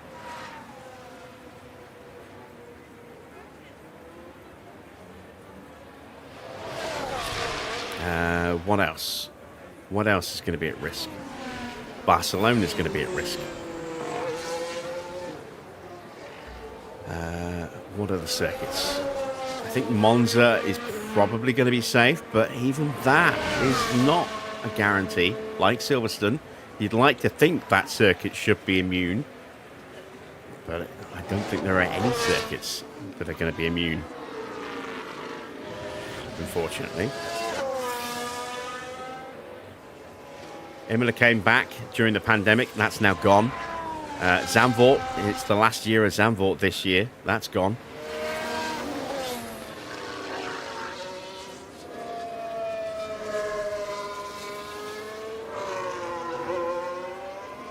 They're not going to get rid of COTA because they want that presence in America. Hence the reason we've got 3 circuits in America now with COTA and Vegas and Rapid Miami. delay. There will be speed limiter on. Gonna stop in front of the Canada. garage. Not immune. I'm in. So limiter should be on now. Just stop on the mark. Australia might be, just simply because, well, it's not immune, but it's a circuit that's likely to stay on the calendar for quite a while yet, because they've just spent a lot of money to refurb it. They recently changed the track configuration and resurfaced the entire track as well. It's going to be an expanded and improved paddock for next season. And it draws insane crowds every season.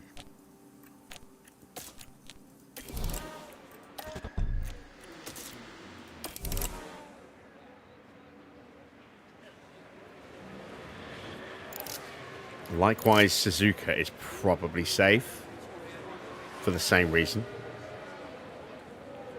Because the financial boost it brings to that market, because the Japanese fans are absolutely nuts about Formula One.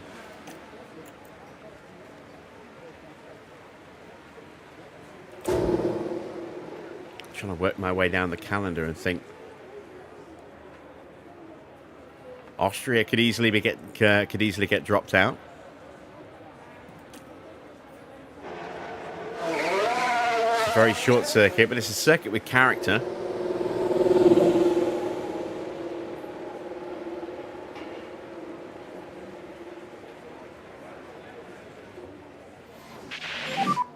Watch for traffic. What else are we missing?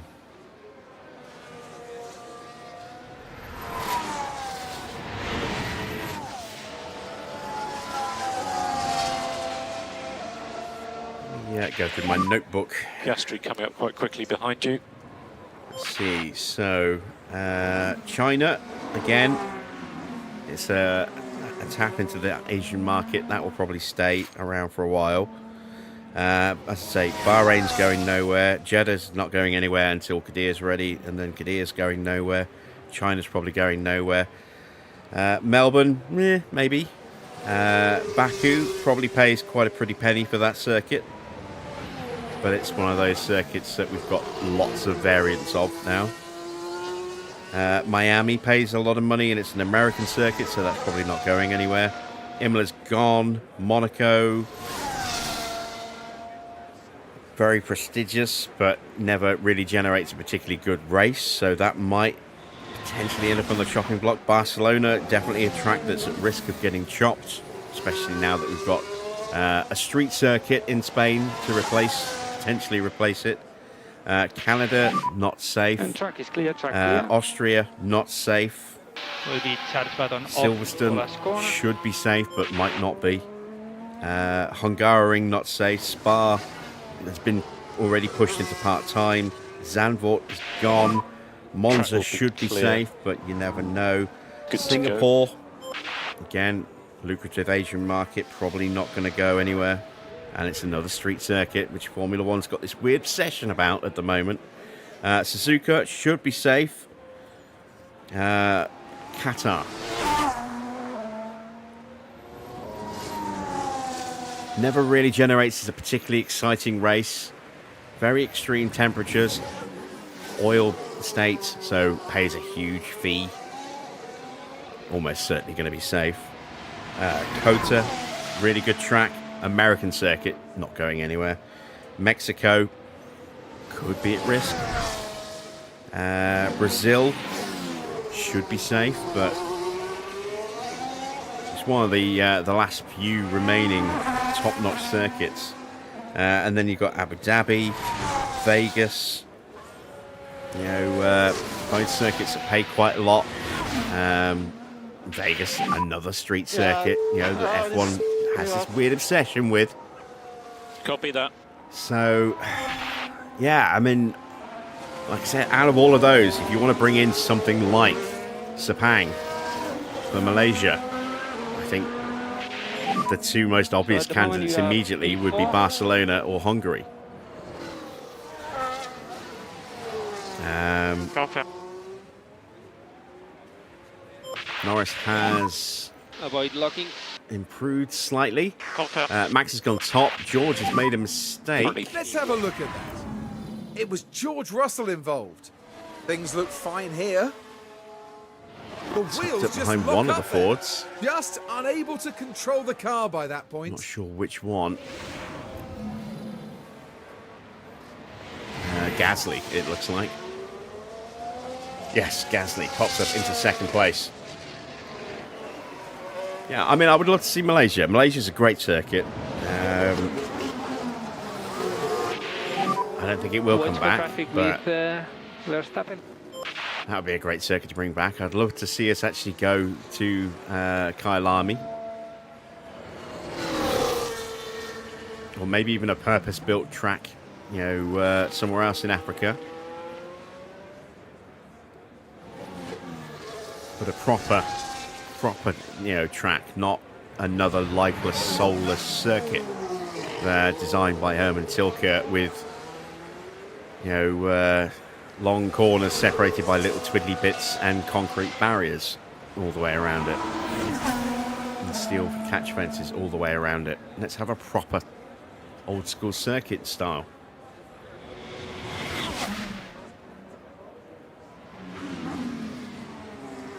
There aren't many circuits that could come out to bring back some classics.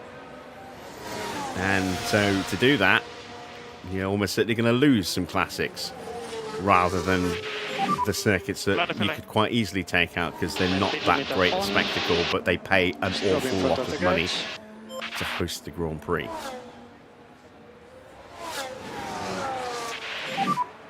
And then Oh, we got a red flag. Who is that for? That's an Audi. okay, stop That'll on be the marks Doohan. and P1, please. Jack Doohan crashing. Doohan again. Now this was the Sauber. That looked The like car a makes contact. I imagine their confidence that will looked have like an taken a knock. in-lap as well. So once again, And just clearly then, not what no everyone real in the car garage would have control wanted to without, you know, in a situation where there's no pressure. Very, very strange. Doohan's having a very weird season.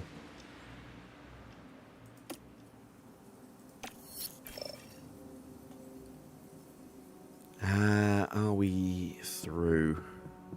Probably. Norris might need to go again.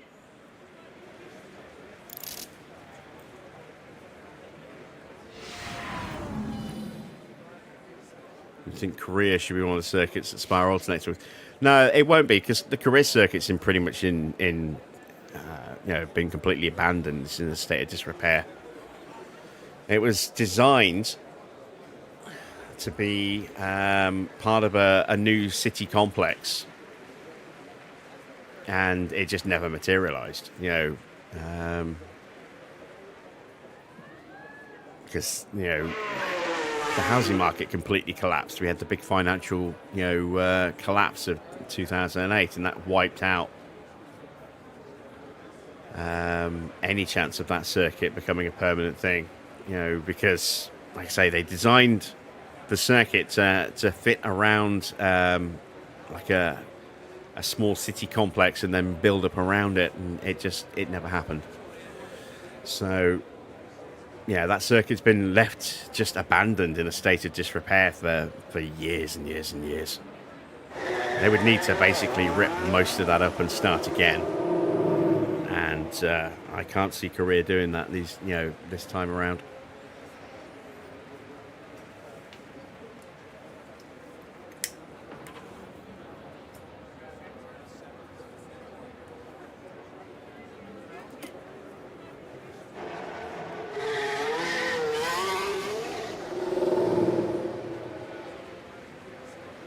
But, I mean, we've got a lot of French drivers on the grid, and we've got no French Grand Prix. We've got two German manufacturers on the grid in Audi and Mercedes. There's no German Grand Prix.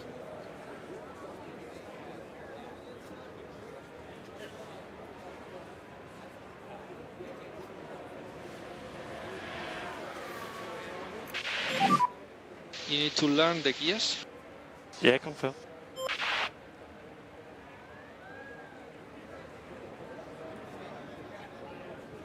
There isn't a single driver on the grid from Saudi Arabia, Qatar, Bahrain, or Abu Dhabi. But they're the 4 biggest paying circuits on the calendar. We don't have a single American on the grid, but they're trying to crack the American market because they're owned by an American company in Liberty Media. We've now got 1.5 American teams. I don't really count Haas as an American team, really. But, you know, now with GM and Cadillac coming in, there obviously was going to be some representation in America. Whether we need 3 circuits there or not is another matter. But likewise, we don't really need 4 circuits in the Middle East.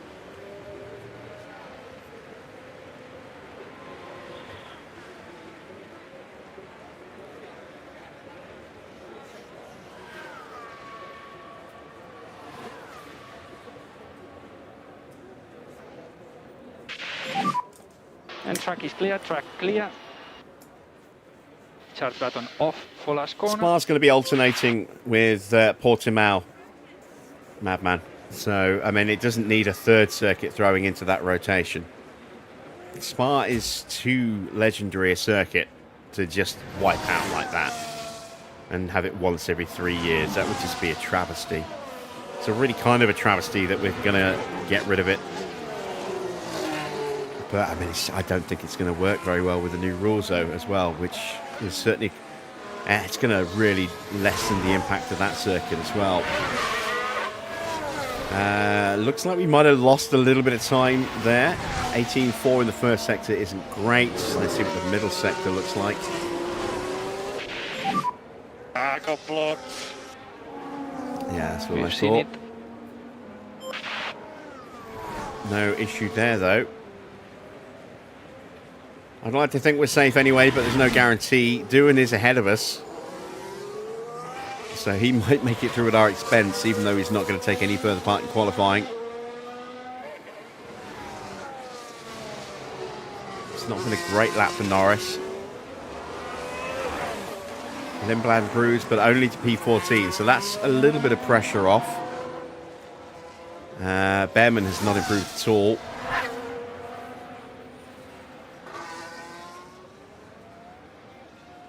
Djokovic is done. So P12. No improvement for us. Lawson starting his lap. Albon coming up to the line. He's around the final corner now. No, it's not. It was Colapinto pulling into the pits, and I saw. So here comes Albon.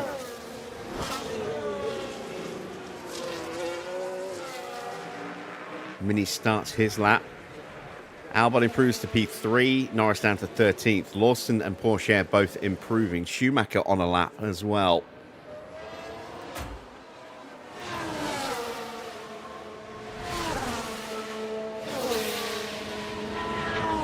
You've been Victor?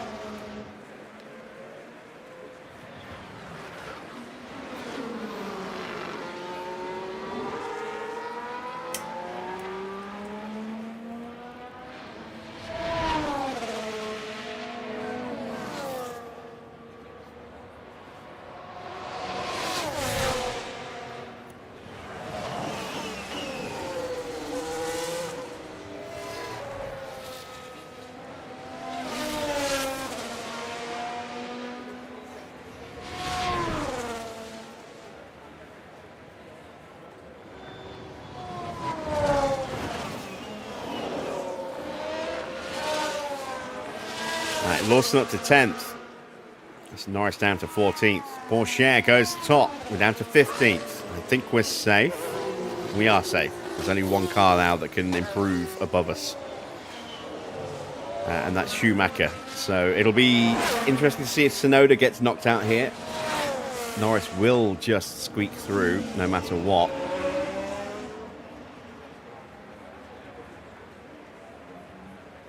Mick just misses out by a tenth and a bit. So Schumacher, Lindblad, Bearman, Drugovich, Fornaroli and Bortoletto eliminated in Q1. Doohan made it through, but will take no further part in qualifying. So unless he has to start from the pit lane, he will start in P16. So only 5 cars will be vying for elimination. Will be eliminated in the next session as Doohan is automatically out.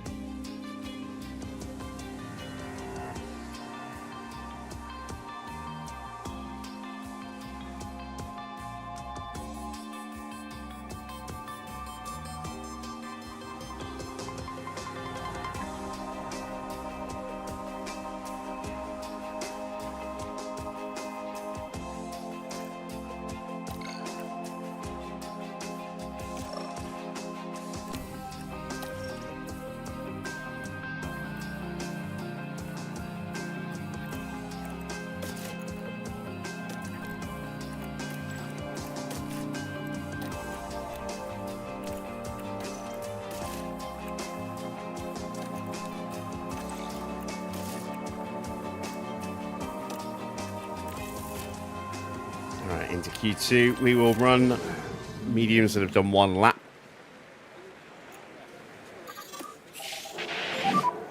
Green light. Mid semi-truck. What sort of regs do I think provided the best racing?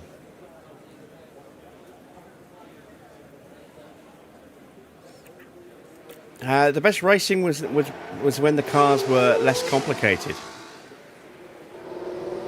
But they were also a lot less safe as well. That's one of the reasons the cars have got bigger and heavier, is they've been made a lot safer.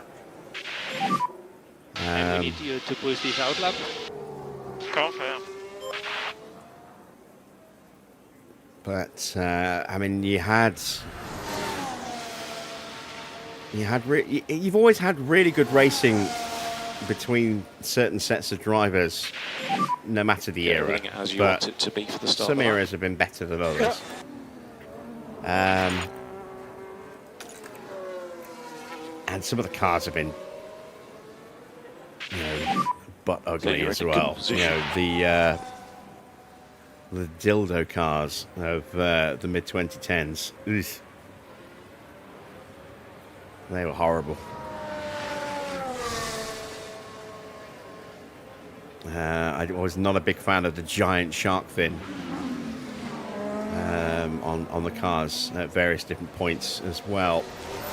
I liked the look of the cars in the 90s. I thought they looked really nice. There was a lot of difference in design philosophy in the very early 90s before regs started tightening up and cars started looking more and more similar to each other.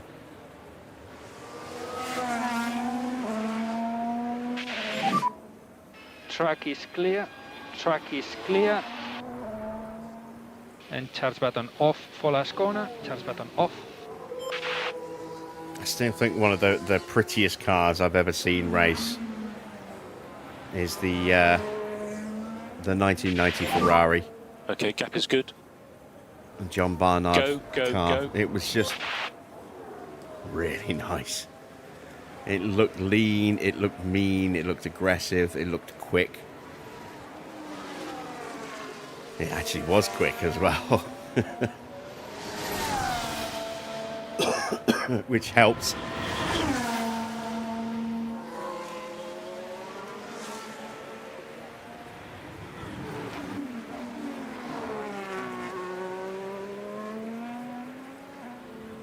But the McLarens of that era were also really nice looking cars. The Williams of 91, 92 was a gorgeous car.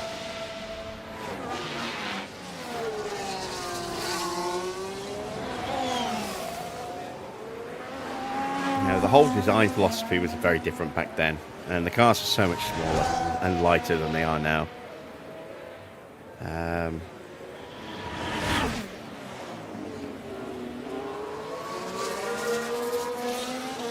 But as the cars have got bigger and more complicated and more complex, the biggest downside of that has been the over-the-top engineering of aero surfaces that created all those vortices and created a ridiculously dirty wake behind the car, which made it impossible to get close and follow and try and overtake. We have kind of solved that with these new regs.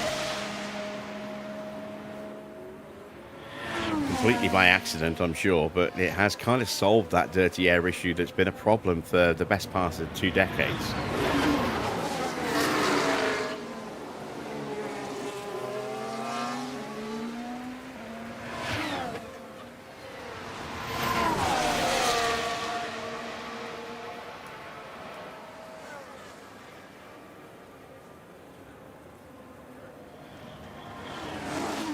Evening, Johnny.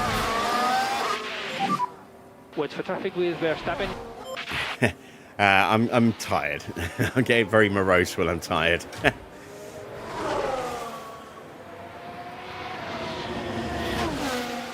So Gasly in P3, quicker than Sainz. Sainz a long way off the pace here. Not the best first sector or middle sector's not too bad, but not the best lap so far for Hadjar. Lawson is having a better run. He's up by about half a second at the moment over Isaac Hadjar. Line of lane. Speed limiter on. And stop on the marks.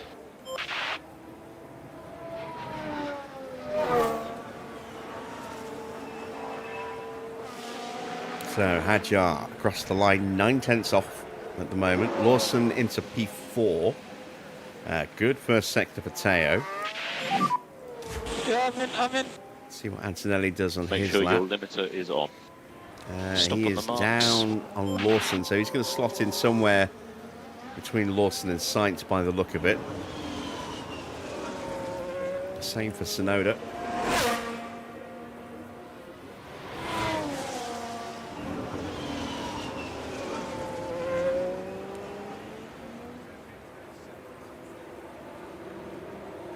Antonelli goes P5.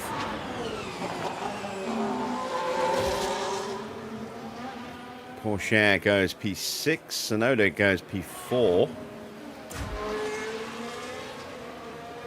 Could we actually make it through just with that run on these medium tyres? That would be something.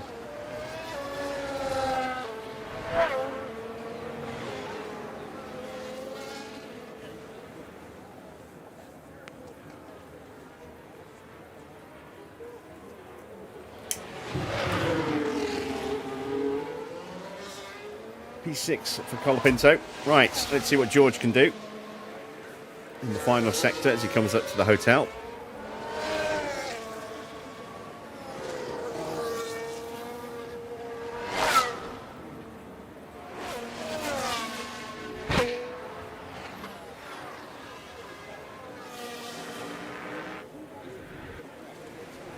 And it's good enough for P4.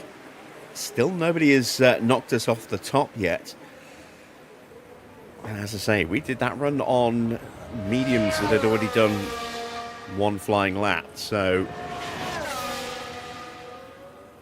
I was expecting to have been displaced from the top spot of the timing page by now. Just hasn't happened. We will prep a set of new softs just in case, but we might actually be able to sit this one out. Let's keep an eye on Oscar.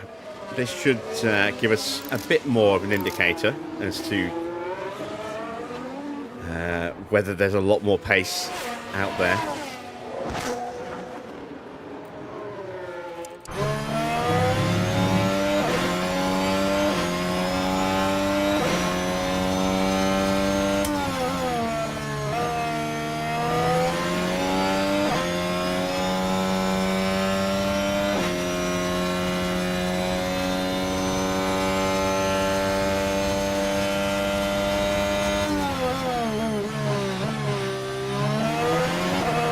Say Mini's looking very quick, and then I looked at the mini map, he's tucked up right behind Alex Albon, so we got a tow This is where his lap will come undone. This final sector. And it's Albon who's come undone. Albon spinning out just before the hotel. Or locking up rather than spinning out. Now Alex Albon is part of this. Things were going smoothly. Struggling with the car. And they ended up their own passenger. That still might spoil Mini's final sector though. Oscar's showing some pace. Mini goes P10. Albon might abort the lap. He has aborted the lap.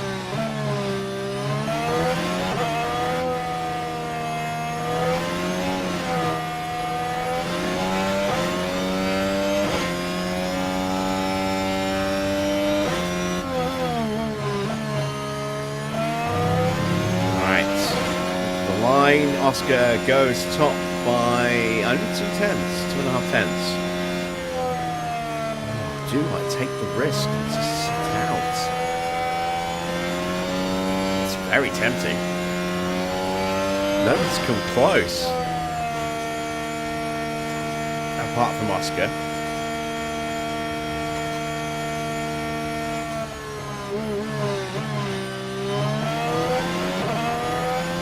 I think it's probably an unnecessary risk, but it is a risk I am seriously considering taking.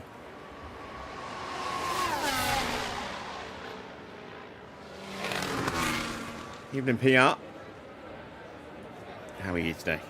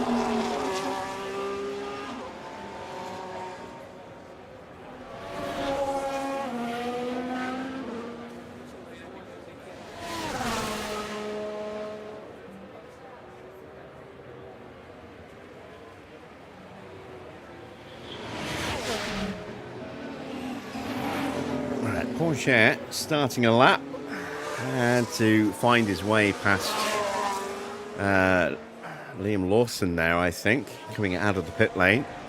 First sector still strong though, an 18.1. Not a personal best, but still quick.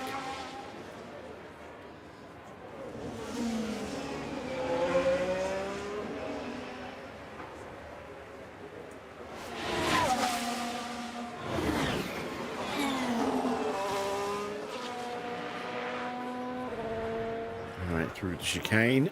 Sonoda will pull over and let him through.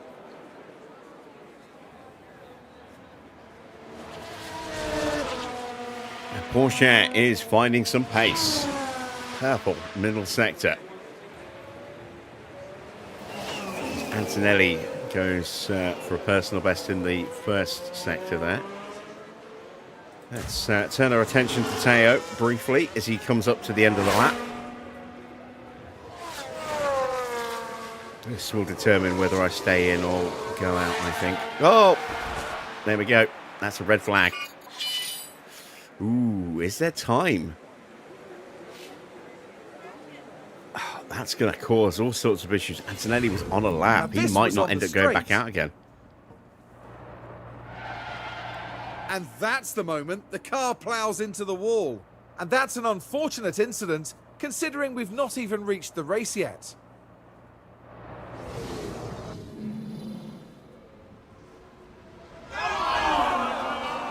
So that's two cars that will potentially suffer pit lane starts now. Doohan and Porsche. There's not going to be much time left in the session. What is left on the clock? 2 minutes 45. It's going to be a mad scramble out of the pit lane. And we're going to sit it out.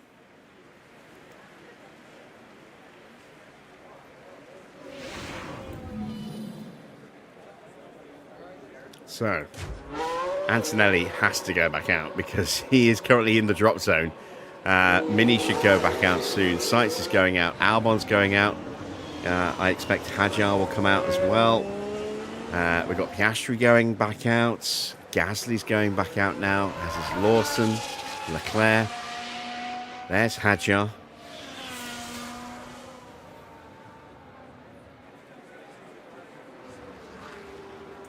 Now Tsunoda making his way out, and George. So yeah, it's going to be everybody but us. Mini will be the last of the group.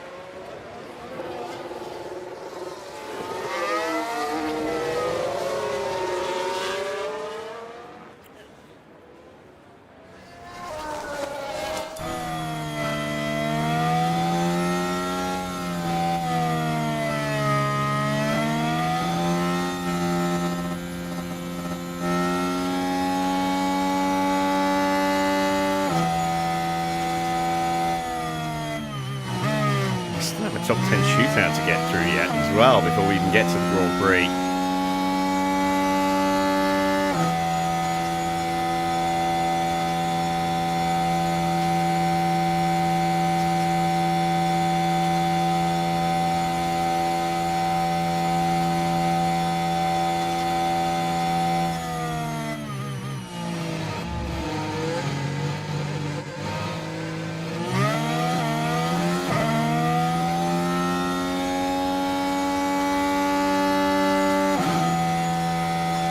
Antonelli getting ready to wind up and start his lap.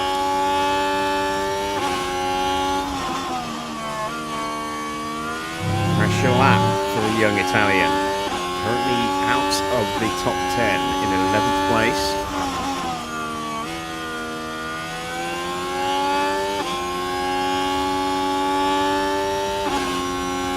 If there's enough improvement in the drop positions, then there's only going to be 4 cars eliminated, and Porsche will get shuffled down into that drop zone. So, who are going to be the 4?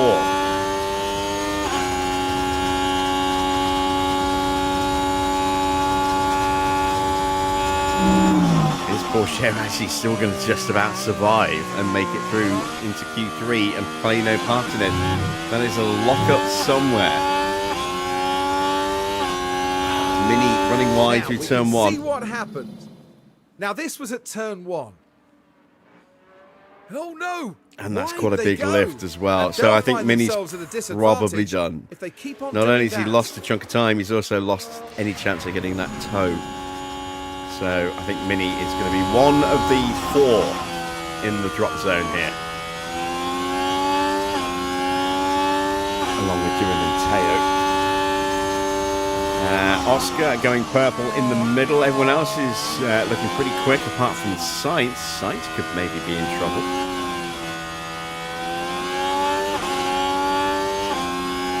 Maybe not. Maybe Hadjar instead. He's an extra 10th down so far. Antonelli across the line. And it's P2 for Kimi. Sainz is out in P11. Could not beat his teammates' time. Albon through to 3rd. We saw somebody else jump up. Lawson. So Porsche into the drop zone. So 3 cars left. Leclerc is out. Hadjar is out. Mini had a bad first sector, so expect him to be out.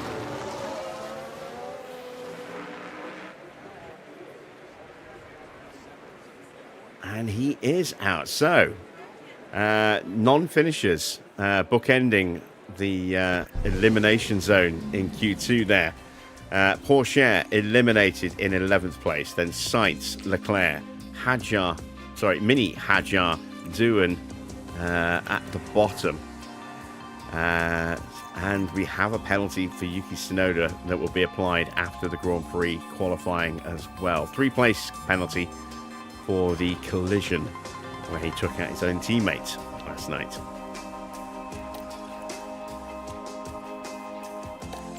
into the top 10 shootout. We are not going to mess about with different tyres on this one. It's just going to be a single set of soft tyres.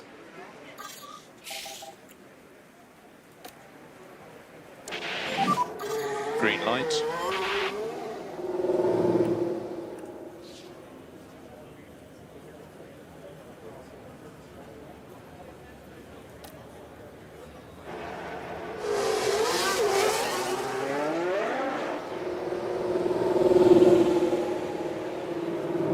Oscar going to try and get a toe.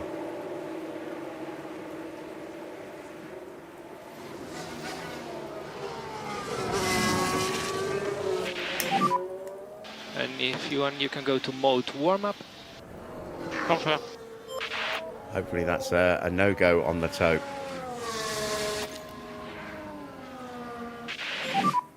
Just manage your tyres as you wish. Okay.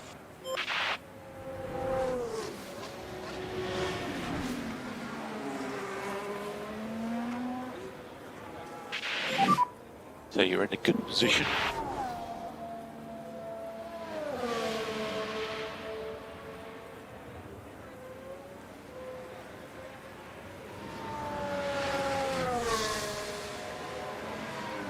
We will have time for a second run. Don't know if the tyres will accept a second run. We will help that option if we choose to take it.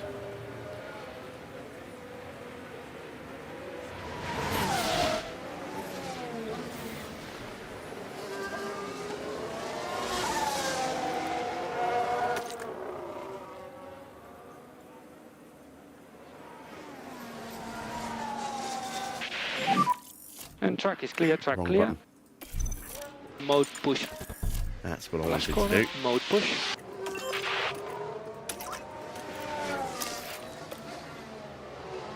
Go early. Try and open the gap a little bit to extra to Oscar. Good push.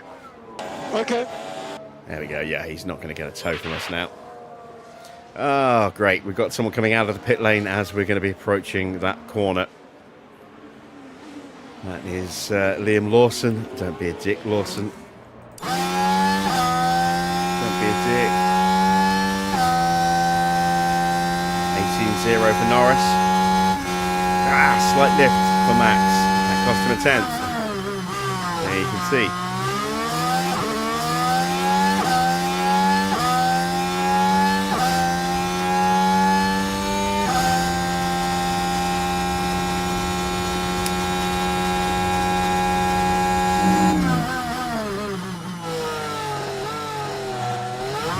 Up Sonoda should be a relatively straightforward overtake here.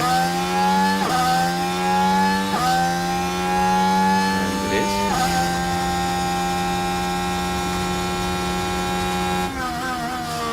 Back on terms with Norris and quicker than Oscar.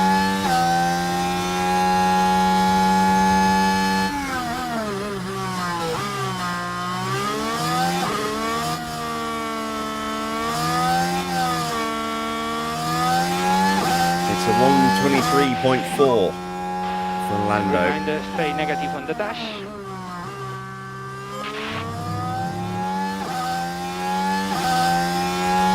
And a 123.4 for Max as well. Very, very close. We need to do the full management on this set. Okay. Oscar, half a second behind us there. Charge on. Yeah, okay. Colapinto's not had a great lap.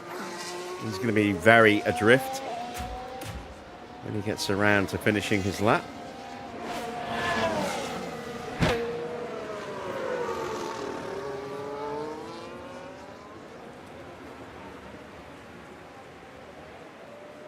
Ooh, 1.7 seconds off.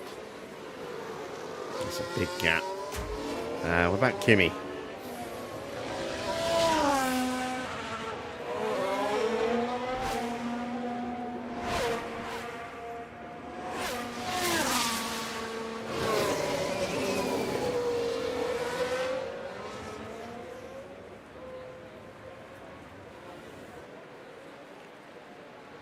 Oh, George had to pull over at the start of his lap. George's lap's scuffed. Antonelli is half a second away. We went early, which was a bold call, and both drivers absolutely smashed it out the park on that first run. So stopping on the marks. Nobody's come close yet. Planet police. Speed limiter on and speed limiter on. Tsunoda's 6/10 So away. stop on the marks.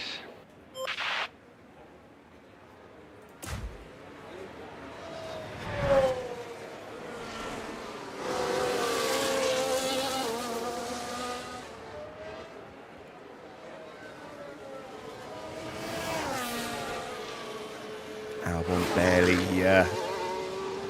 getting past Colapinto without having to lift there, I think.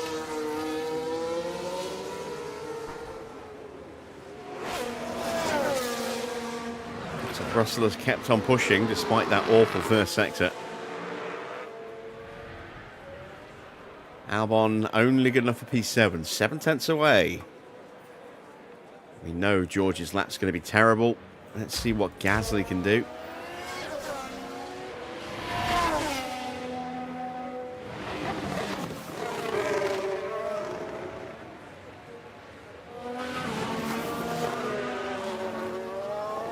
He can make a mistake, so his lap's going to be ruined as well. We're half a second clear. That's a big advantage.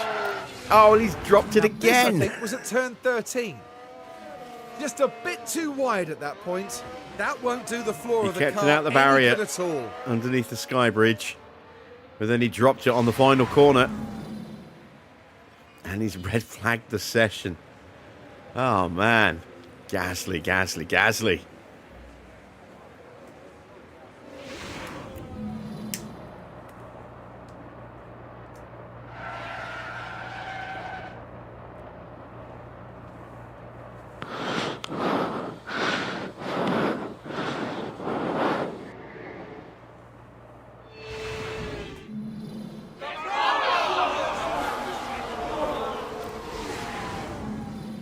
Yeah, the second best there.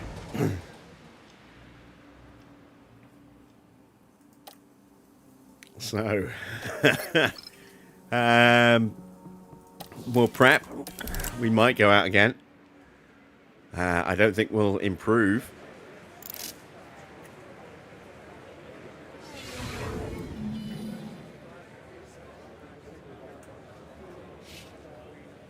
Nobody's close at the moment. I do think that will tighten up on this next run, but it's a big, healthy margin. Half a second.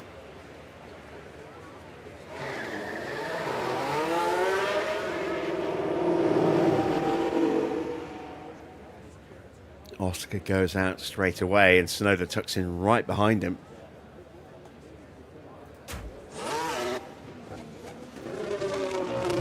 Colapinto hitting the track as well.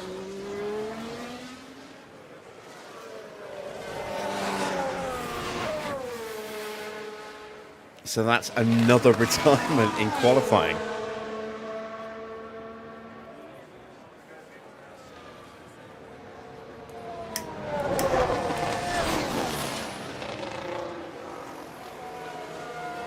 And let's not forget, Tsunoda does have a 3-place penalty as well.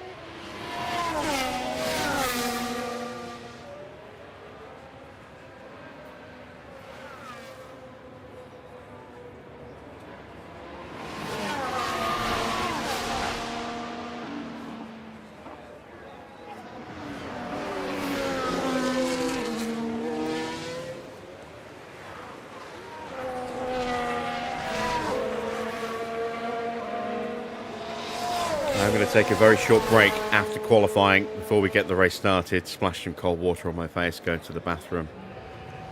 Just try and inject a bit of energy back into me, because I am flagging.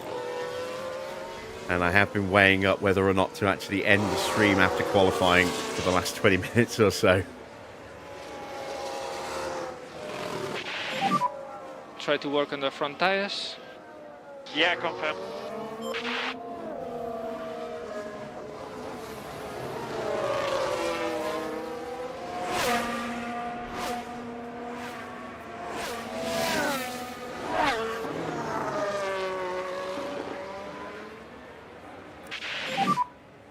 So watch out for the next car.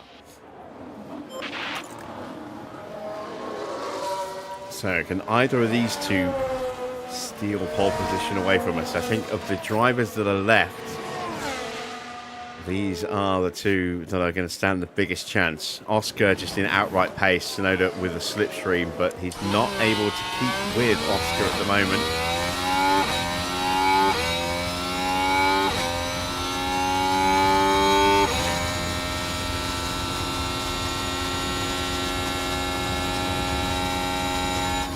Yeah, Oscar's gone. I think Oscar's making a real push for pole here, and Yuki's not going to be close.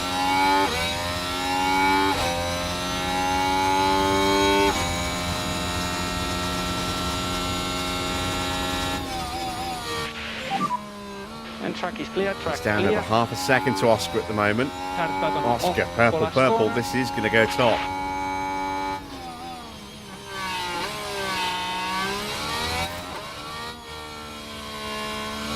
Great, Norris got traffic at the start of his lap.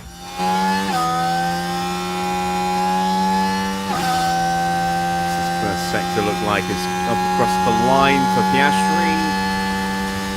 Ooh, that's quick. 2.5 tenths quicker than us. Gap is currently good. Mode push. Decent first sector for And Norris in good to go. 18.0. Colapinto in P5. Tsunoda didn't improve at all.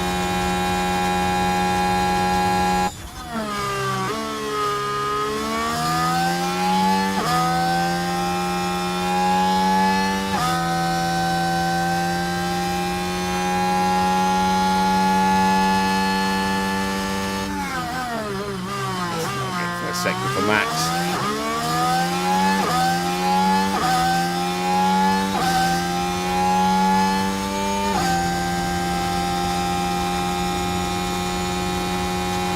They don't let him catch in the braking zone, but he pulled out. Got out the way for us. It's not a good middle sector for Norris. Having to fight his way past Alex Albon. I think Oscar's going to take pole from us here and take that bonus point. No improvement for Norris So, at the in the moment middle you are sector, no improvement for Max in the middle sector, and Norris So that's a finishes good the lap lap. No improvement at all overall. Yeah, confirm.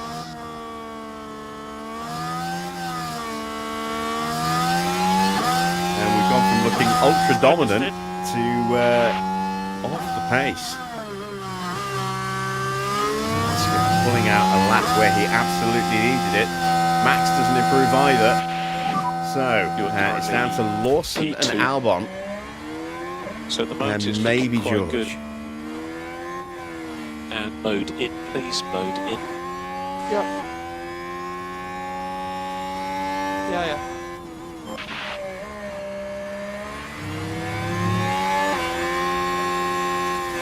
Lawson improves to P5.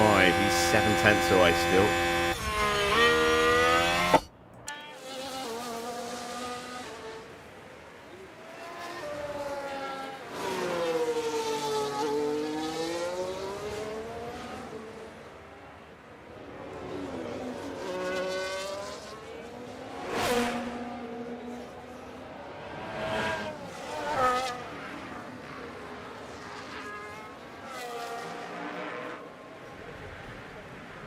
Albon gets to P4, and he's still a 1/10.5 behind us. George looking pretty good in that middle sector. Lost a tiny bit of time in the first sector. We'll dive into the pit lane just as he comes through. Across the line, and George improves to P5, but he can't get close either. So Oscar has stolen pole position by 0.2 of a second from Max Verstappen. Norris starts third, Albon fourth, Russell P5, sixth for Antonelli, seventh for Lawson, eighth for Colapinto, ninth with a penalty for Tsunoda, and Gasly maybe will start ninth, maybe will start from the pit lane. We will find out in a moment.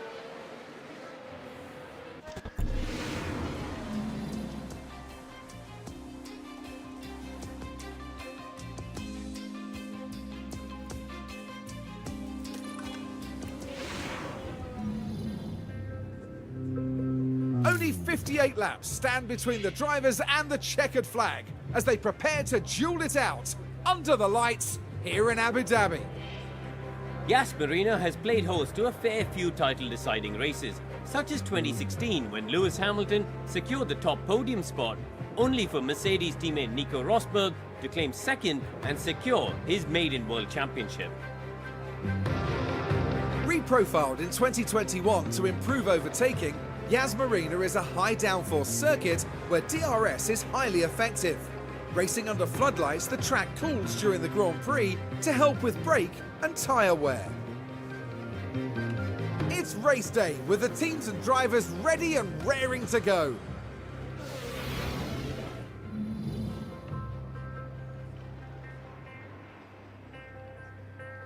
All right, let's take a look at that amended grid.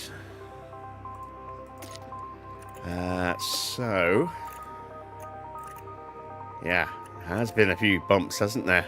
Gasly will start P9. So, not needing to swap out an engine part. Tsunoda down into P12 after his 3-place penalty. And just Porsche starting from the pit lane. So, Doohan surviving. Lucky boy. Right. I am going to end the stream early. I'm just so tired. I'm running on 3 hours of sleep last night, and it's catching up to me in a big, big way right now. And I just don't know if I could actually manage to put out much of an intelligible commentary over the next hour and a half. We've been going for a while already. We've been going for 3 hours already. What we'll do, I've checked the calendar on the database editor. It's a normal Grand Prix tomorrow. It's Zandvoort. So what we'll do is we'll start an hour early tomorrow. We'll start at 7 p.m.